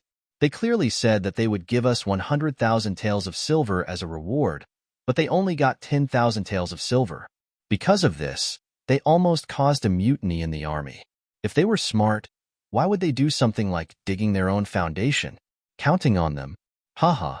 At this point, the air seemed to have frozen. The commander and deputy commander both stopped talking. They suddenly felt a sense of helplessness. If one did not seek death, one would not die.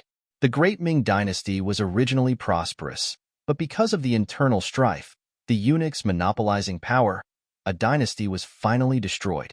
However, at this moment, no matter how helpless or resentful the two commanders felt, all they could do was complain. Unless they wanted to rebel, they could only listen to the orders of the higher-ups.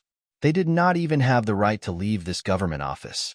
After a few days of traveling, the vanguard of the Walla and Ely army arrived at the foot of Saihan Mountain. When the scouts went up the mountain to investigate, they found that the place had long been empty. According to the scouts, the people on the mountain had been gone for a few days, not just 1 or 2 days. Chapter 979. The news quickly spread to the Middle Army, and Apu's expression became slightly gloomy after hearing it. The 5-star army gave up on defending Saihan Mountain for no reason. This could only mean one thing, that is, they had already guessed that they would attack the beginning city.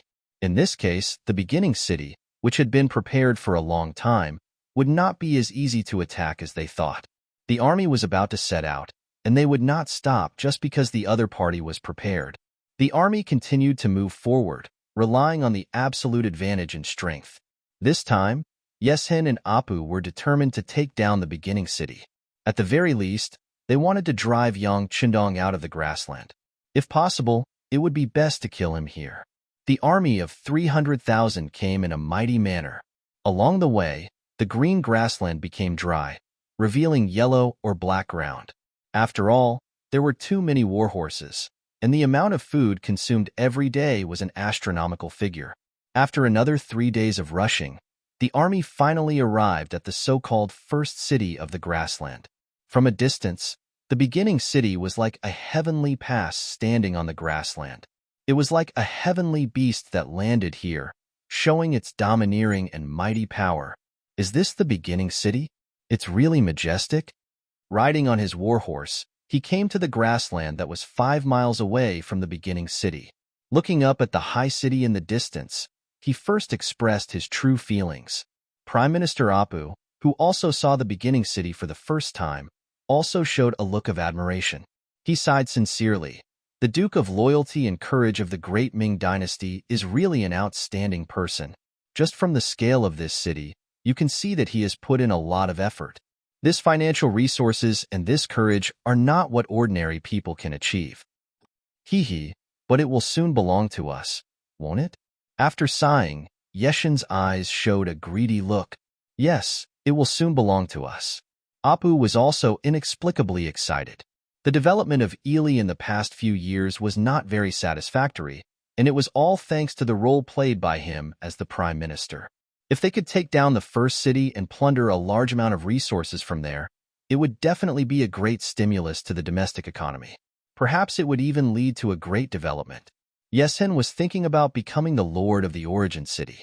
In this way, even if he lost a fight in the future, he wouldn't have to be like a stray dog with nowhere to go. At that time, he would have the strength to attack and defend. At that time, it was not impossible for his strength to double or even more. The two people in power gave the order for the army to set up camp with expectant expressions.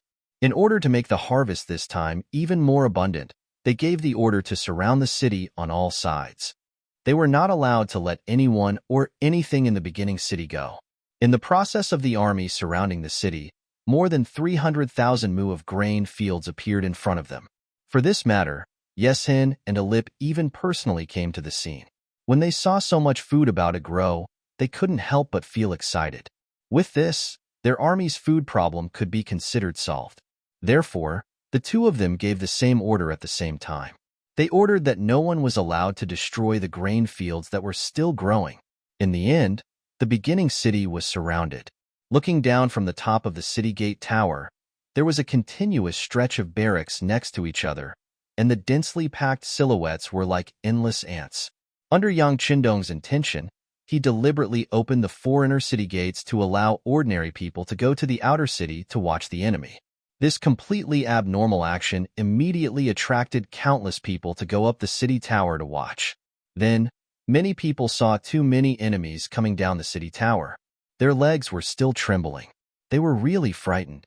After all, the 300,000 soldiers mentioned and the 300,000 soldiers in front of their eyes were two completely different concepts. For this matter, the city lord, Yu Mian, raised doubts. According to him, the people couldn't know too much. Otherwise, they would really be frightened, and there might even be internal strife. Regarding this, Yang Chendong only said a few words. After enjoying peace for a long time, one will forget about war. Now, let them feel the atmosphere before the war. It will only make them cherish peace and life even more, as well as the hard-won happy life now. In order to ensure that this kind of life can last, everyone must contribute their strength. The reason why Yang Chendong made this decision was based on his own reasons. In this battle, he didn't plan to use too much of the regular army. If possible, he wouldn't use a single regular army. The reserves were enough. Just like when he faced the 30,000 elite cavalry, Yang Chendong adopted a training method. In the end, he created the world's #1 cavalry division, which strengthened and increased the strength of the 5-star army's cavalry. This time, he was still preparing to train the troops. Only real battles could produce elite troops.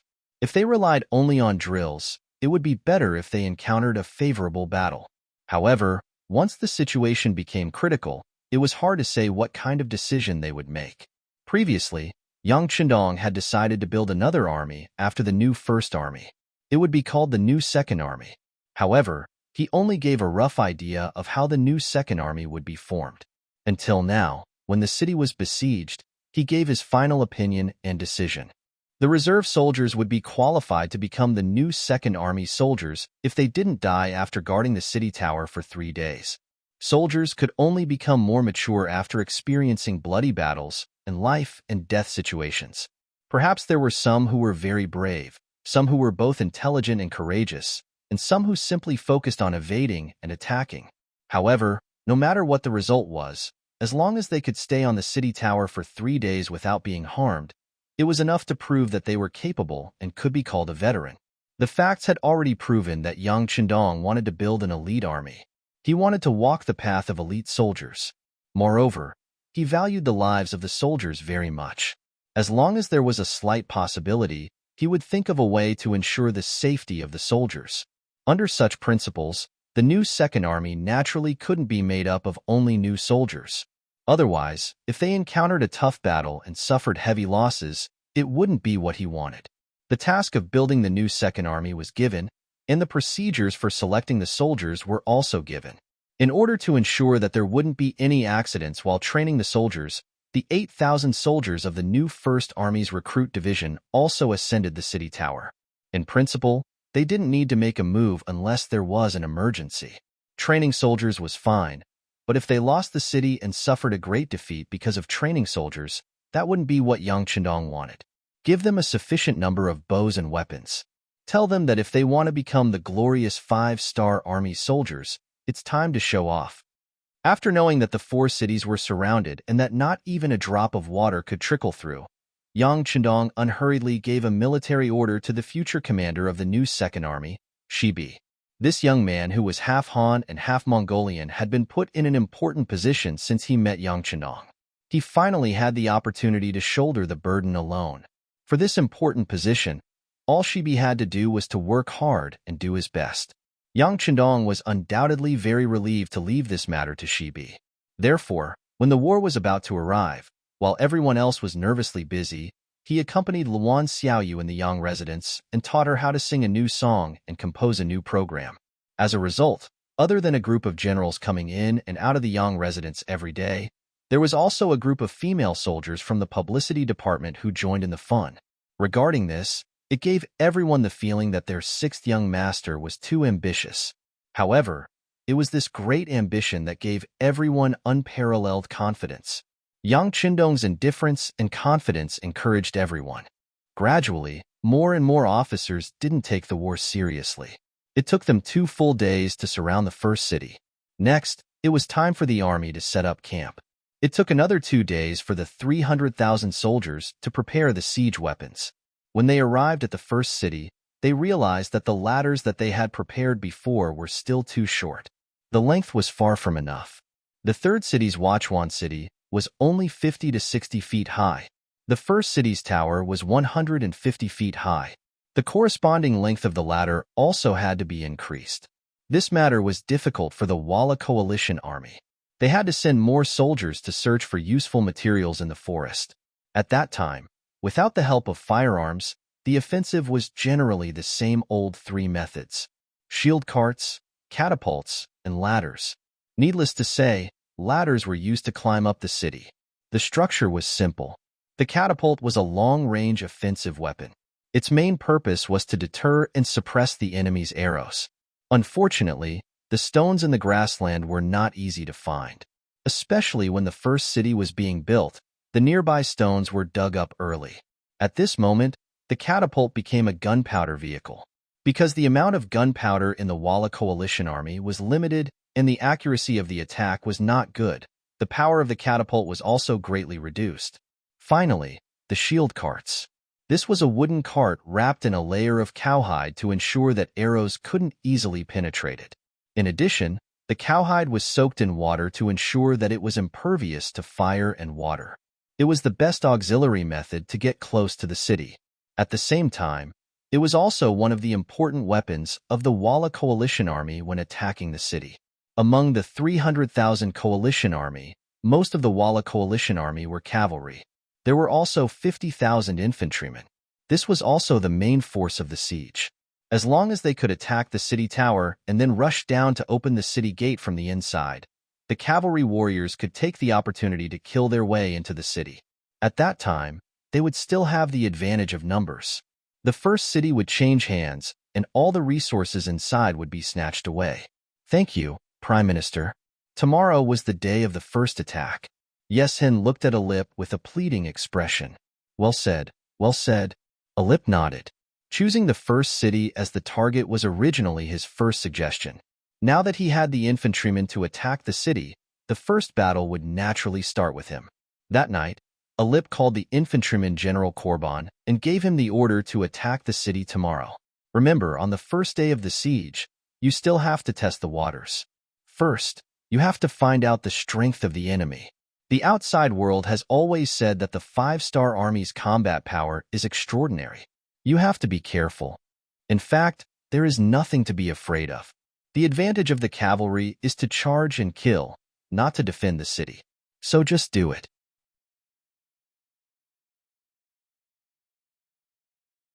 Chapter 980. Korban nodded confidently and said, "Don't worry, Prime Minister. Our 50,000 infantrymen will not let you down." On the third day of the 8th lunar month, 1455 AD, the First City Defense War officially began. That morning, the sun rose slowly, and the sky was clear. The horn was officially blown, and the sound of soldiers marching on the ground could be heard from the 4 outer cities of the first city. The sound alarmed more than 50 people in the first city, and it made the 20,000 reserve soldiers on the city tower excited and nervous. The 20,000 reserve soldiers were divided into 4 cities, with 5,000 people in each city. This was the first batch of warriors from the logistics division who signed up for the war. The news of the establishment of the new Second Army had already spread in the city. For the reserve soldiers, this would be a great opportunity to officially step into the ranks of the Iron Warriors. They were all warriors, but the treatment of the regular army and the reserve soldiers was very different, which made many people unhappy. Unfortunately, the Heavenly Khan walked the path of the elite soldiers, which everyone knew. Even if you had a lot of skills, you lacked a platform to perform, which was a sad thing. Now, the new Second Army was going to be established, and there were more than 20,000 official soldiers waiting for everyone, which made many people eager to try. But it seemed that 20,000 people were already a lot, and in comparison, the competition was still there. Not to mention that there were 80,000 reserve soldiers in the logistics division and 60,000 newly captured soldiers. There were about 50,000 to 60,000 ambitious young people in the first city. Together, there were 200,000 people, which was a ratio of almost 10 to 1, which made many people feel a lot of pressure. Those who did not die in the battle and defended the city tower for 3 days could join the army.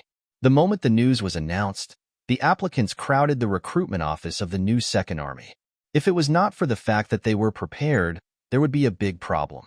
These 20,000 people were the first batch to sign up, and they were arranged into 4 echelons to guard the 4 cities. The outer city tower of the first city was spacious enough, otherwise, it would not be able to accommodate so many warriors. There was a so-called safe passage behind each tower. Usually, Division Commander Lu Zhua would lead the soldiers of the new army division to wait here, in case there was any problem, and they would fill in the gaps in time. This passageway also had another meaning. Once a soldier couldn't stand the baptism of war and felt afraid, he could retreat from here. He wouldn't be considered a deserter and wouldn't be punished, but he would be recorded and lose the opportunity to join the new Second Army. Such a humane design was to protect the lives of the soldiers to the greatest extent by Yang Chundong. After all, sometimes a person's death would lead to a disaster for a family. The war drums sounded under the city tower, and 2,000 infantry soldiers appeared under each tower. They walked in a uniform pace, push a shield cart, ladders, longbows, swords, and shields. They walked slowly, with heavy footsteps with a strong, murderous aura. The soldiers of the First Army was the First Army's first. The soldiers of the First Army, and first. The soldiers of the first into the First Army soldiers of the first, and first. The first of the first soldiers be soldiers men. Not all men were born warriors. There were many who didn't like the way of killing, and there were even some who were born cowards. This time, they were fighting for honor and to protect the people of the city. That was why they stood up bravely. However, when they stood on the tower with bows and arrows in hand, they realized that war was not just talk. It was also not like what was described in the books, where the anger of an ordinary man would cause blood to splatter. It was a fight for life, a process of facing death, and the cruelest test of one's mind. The war had not yet begun, but the First Army soldiers patrolling the city saw all kinds of unbearable performances of the First Army soldiers.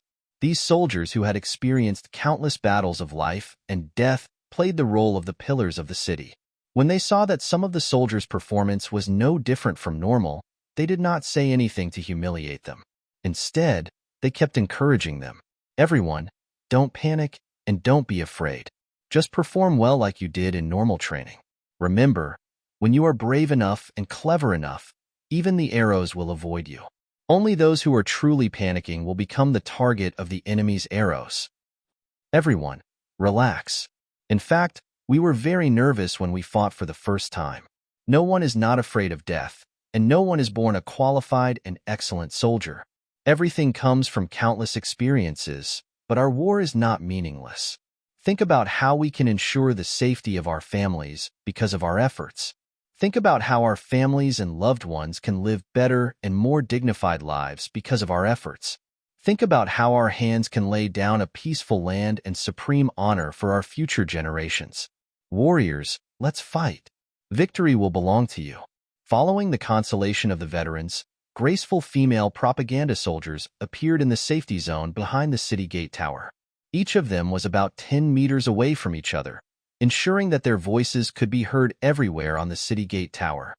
Fellow recruits, the time to perform has come. The time to change your life has come. Think about your families who are waiting for your triumphant return. Think about your relatives and friends who are waiting for you. Show us your fearless and brave side. We will be with you. The sudden arrival of the beautiful female soldiers gave the new recruits an even greater boost of morale. After all, no man was willing to show his cowardly side in front of a woman. For a moment, many of the soldiers became much calmer. Some of the soldiers who couldn't even hold their bows no longer trembled. Their eyes were more resolute, and they appeared to be more resolute. Below the city, the bugle horn sounded. It was no longer as dull as before, and it became much more resounding. Less than 100 meters away from the foot of the tower, the infantry began their first wave of attack. Immediately, arrows fell like rain. Ding, ding, dang, dang. They smashed around the shield carts. However, most of them were useless. Only a few managed to hit the enemy infantry. The gap between the recruits and the First Army soldiers was infinitely magnified at this moment. In a short period of time, tens of thousands of arrows were wasted. In exchange, the enemy suffered limited casualties.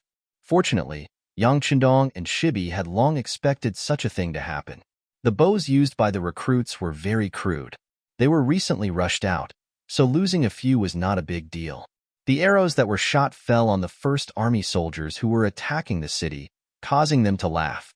When they saw that the archery skills of the soldiers defending the city were so low, and the arrows were so crude, Such opponents made them feel lucky and full of confidence at the same time. When the opponent's strength was infinitely reduced, it meant that they were one step closer to victory. Especially when the news reached the ears of the infantry commander, General Korban, he couldn't help but laugh 3 times. Good. Seeing is really better than hearing 100 times. Everyone says that the 5-star army's combat strength is tyrannical and that it's difficult to be a match for them. But in my opinion, it's pure nonsense. How about this? Increase the intensity of the attack and strive to break the city in 3 days. By then, all the good things in the beginning city will be ours. Korban was not just talking to his subordinates, nor was it just to boost their morale. He also reported the news of taking down the beginning city in 3 days to Prime Minister Arab. Such bold words made Arab and Yesin, who received the news, very excited. They originally thought that it would be a tough battle, but now it seemed that they had overestimated the Han army. Thinking about it, the Han people had always been synonymous with weakness in front of the Mongolian cavalry. One was a carnivorous wolf, and the other was a herbivorous sheep. How could they be compared to each other? On the outer walls of the beginning city, after the initial panic, the 20,000 recruits began to gradually get into the role under the guidance of the 1st Army soldiers. Especially when they noticed that because the walls were too high, the enemy's infantry needed a certain amount of time just to climb the ladder. Because the walls were too high, it was difficult for the enemy's arrows to accurately hit the top of the city tower. Even if the arrows hit the top, they would not have much power and would not be a threat to them. After that, their courage became stronger and stronger. Some people said that most of the alcohol tolerance was trained, and in fact, courage was the same. When they killed for the first time, they would be nervous, scared, terrified, and even have nightmares. However, after killing many people, it would become a habit, and they would realize that it was not a big deal. It was the same with archery. After the initial panic, they realized that the enemy was not a threat to their safety. With the constant guidance of the 1st Army soldiers, once they experienced the initial nervousness of the war, many of them could perform the correct operation according to the training. In addition, not all of the 20,000 people were new recruits. Many of them were captives who had been on the battlefield before. They more or less had some combat experience. When everything became familiar again, the power of the bow and arrow could finally be unleashed. At least it was not like before, where they missed 9 out of 10 shots. With the help of the shield carts, they quickly came to the corner of the city wall. Then, it was time to set up the ladder and start the siege. Because the 5-star army's performance was too poor, Korban's initial tentative siege became a real siege. Another 8,000 people and 2,000 soldiers were added to each side of the city wall. In addition, the limited amount of gunpowder and catapults were also prepared, and it looked like they were going to take down the city in one go. Speaking of which, the Mongolians were best at hurting and then robbing. Things like gunpowder were not something they could produce. The gunpowder that they had now was thanks to the Ming army, which they left in Jingzhou City and left behind when they fled the city. Looking at the small amount of gunpowder that was robbed, Korban gritted his teeth and said fiercely, "Take out half of it, and we will blast the 5-star army today, and let them know how powerful we are. Then, the army will be ready to take down the city in one go."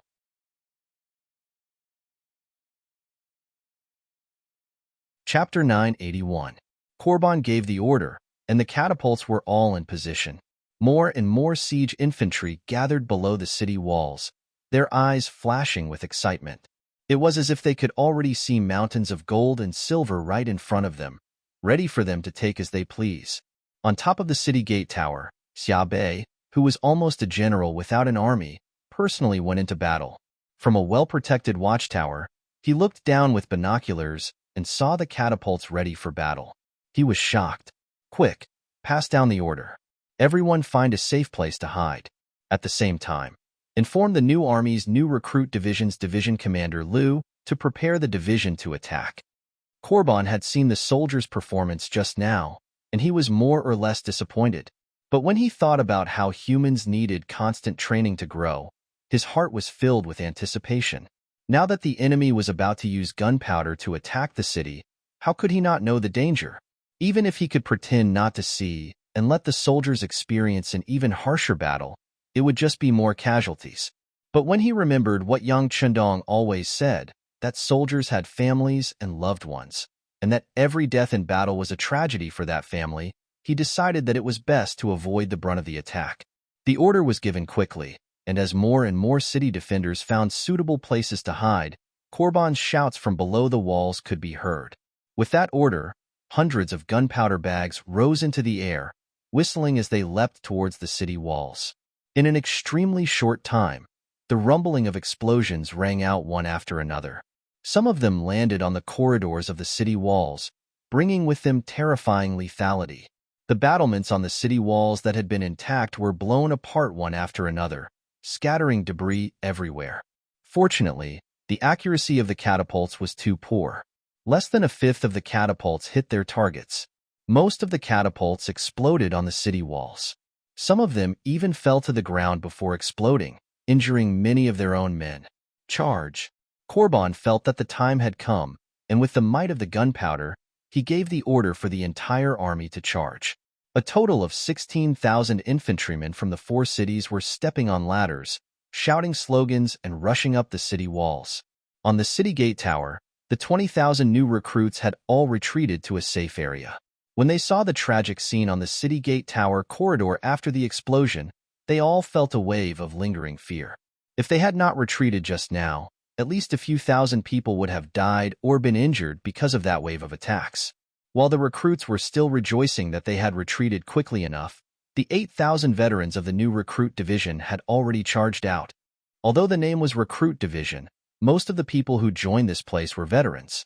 When they arrived before the battlements, all of their footsteps were steady, and their expressions were normal. Obviously, such a battle was like child's play to them, and it already couldn't cause any waves. Division Commander Liu Shua took the lead. He used a wooden fork that he had prepared beforehand to push away a ladder in front of him.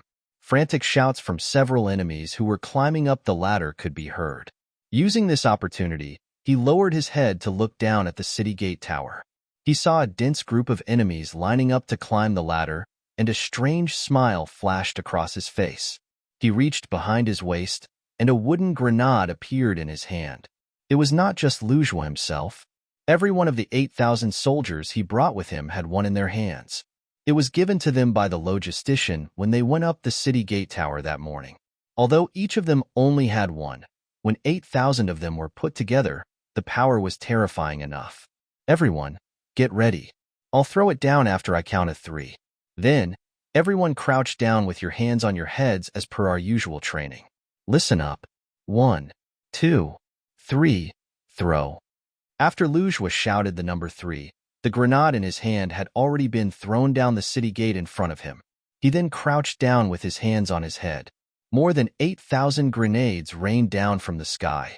More than 2,000 grenades landed outside each of the city gates.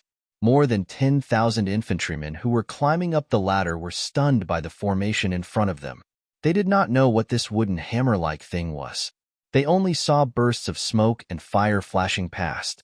Some unlucky soldiers were directly hit by the grenades and cried out in pain. But even so, no one made any dodging movements. This was the biggest disadvantage of limited vision.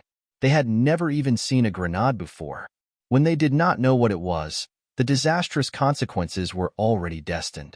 3 seconds after Liu Shua and the others threw the grenades, a loud and deafening shout finally sounded, followed by flames that soared into the sky. When the power of more than 8,000 grenades was combined, the effect and the scene were very spectacular. Amidst the rumbling sounds, the earth trembled as a result. At this moment, the people of the first city could not help but look in the direction of the outer city gate tower with worry in their hearts. When they saw the bright 5-star army still fluttering in the wind on the city gate tower, everyone breathed a sigh of relief. Before the war, it was said that as long as the flag was still there, the first city would not have any problems. All the worries could be put aside. The loud roar also alarmed the Walla Alliance army who was waiting for news in the military tent. Yes Hin walked out of the main tent with a frightened expression. He would never forget that such a powerful cannon had appeared outside the capital of Ming. At one point, he was dizzy and scared. Was history going to repeat itself? At this moment, he suddenly had a regretful thought. The first city was the territory of the war god. How could it be taken down so easily? Outside the first city, the cavalry scouts of the Ming army who were wandering nearby also felt the shock. At the same time, the news that the five-star army had unknown weapons of mass destruction spread out. Under the first city, after a series of roars, everything quieted down again. Looking at this place, it was like purgatory on earth. The shield carts wrapped in cowhide had long been torn apart, and not a single complete ladder could be found. Not only these items, even the 16,000 infantrymen were blown to smithereens. Many of them couldn't even find a complete corpse. On the charred ground, there were only the occasional wails and screams of a few lucky but heavily injured soldiers. More than 8,000 grenades were thrown together, and even the thick soil was lifted 3 feet high, not to mention the soldiers made of flesh and blood. Under the powerful shockwave and airflow, no matter if they were standing on the ground or climbing up the ladder in midair, all of them were wiped out in one battle. General Corbon's eyes were red as he staggered slowly to the battlefield. Looking at such a tragic scene, he could not breathe. His whole body straightened up and he fainted from anger. On the first day of the first battle, the morale of the besieging army was high. They wanted to fight a beautiful battle and take the lead. But who would have thought that it would end like this? The annihilation of more than 10,000 soldiers was like a heavy hammer that smashed on the head of the Walla army. It showed them the powerful combat power of the five-star army. With such a heavy defeat, the siege on the first day naturally stopped. It attracted the cheers of the 20,000 new recruits on the city tower. Although they weren't the ones who created this outcome, as witnesses, they felt honored to have witnessed it. After seeing the new recruits in action, they were filled with endless confidence. Even if they did not use advanced weapons like grenades, they were confident that they could defend the city and win. In contrast, the Ali army retreated 2 miles, as if they were afraid that such a destructive weapon would be thrown at their feet. In the main tent, Corbon, who had fainted from anger, had woken up. The first thing he did was to ask for forgiveness, and then to ask for battle. Prime Minister, this general is guilty. If I was not in a hurry to make a contribution, they would not have taken advantage of the loophole and inflicted such heavy casualties on us. When we attack the city in the future, I promise that we will not send too many people at once. We will not give them the chance to deal a heavy blow to our army. Also, this general believes that there aren't many of these powerful weapons in the five-star army. Otherwise, they wouldn't have waited until after they were bombarded by us to use them. Corbon, who had fainted and woke up, was obviously a lot smarter. He seemed to have thought through many things. Then, when he looked at Apol, his face was filled with fighting spirit. After losing the first battle and suffering such heavy losses, he had to make a statement. Otherwise, even if he was killed according to military law, he would have nothing to say. When Apol learned that the siege army had been wiped out, he really wanted to kill Corbon to prove his innocence. But considering that the battle was imminent, and that it was not auspicious to harm one's own general, and considering that few among the infantry commanders could compare to Corbon, he finally suppressed his killing intent. Instead, he looked at Corbon with a burning gaze. I'll give you one more chance. If you suffer such a crushing defeat again, you don't have to come see me. Kill yourself as an apology. Thank you, Prime Minister. Thank you, Prime Minister. Corbon, who had just escaped death, thanked him profusely. His eyes flashed with rage. He had suffered such a huge setback this time, and he had to get back at them. It was not only about his life, but also his dignity. Having regrouped, Corbon ordered his soldiers to clean up the battlefield and move away the broken flesh and bones. Then, he called in a large number of shield carts and scaling ladders, and began another round of siege when it was 10 o'clock in the evening. After the previous experience, Corbon had strictly controlled the number of soldiers he sent out each time. Usually, he would send out 1,000 men each time, and at most, no more than 2,000. He would not give the enemy a chance to deal a heavy blow to him. You're tuning in to the Warrior Lore YouTube channel.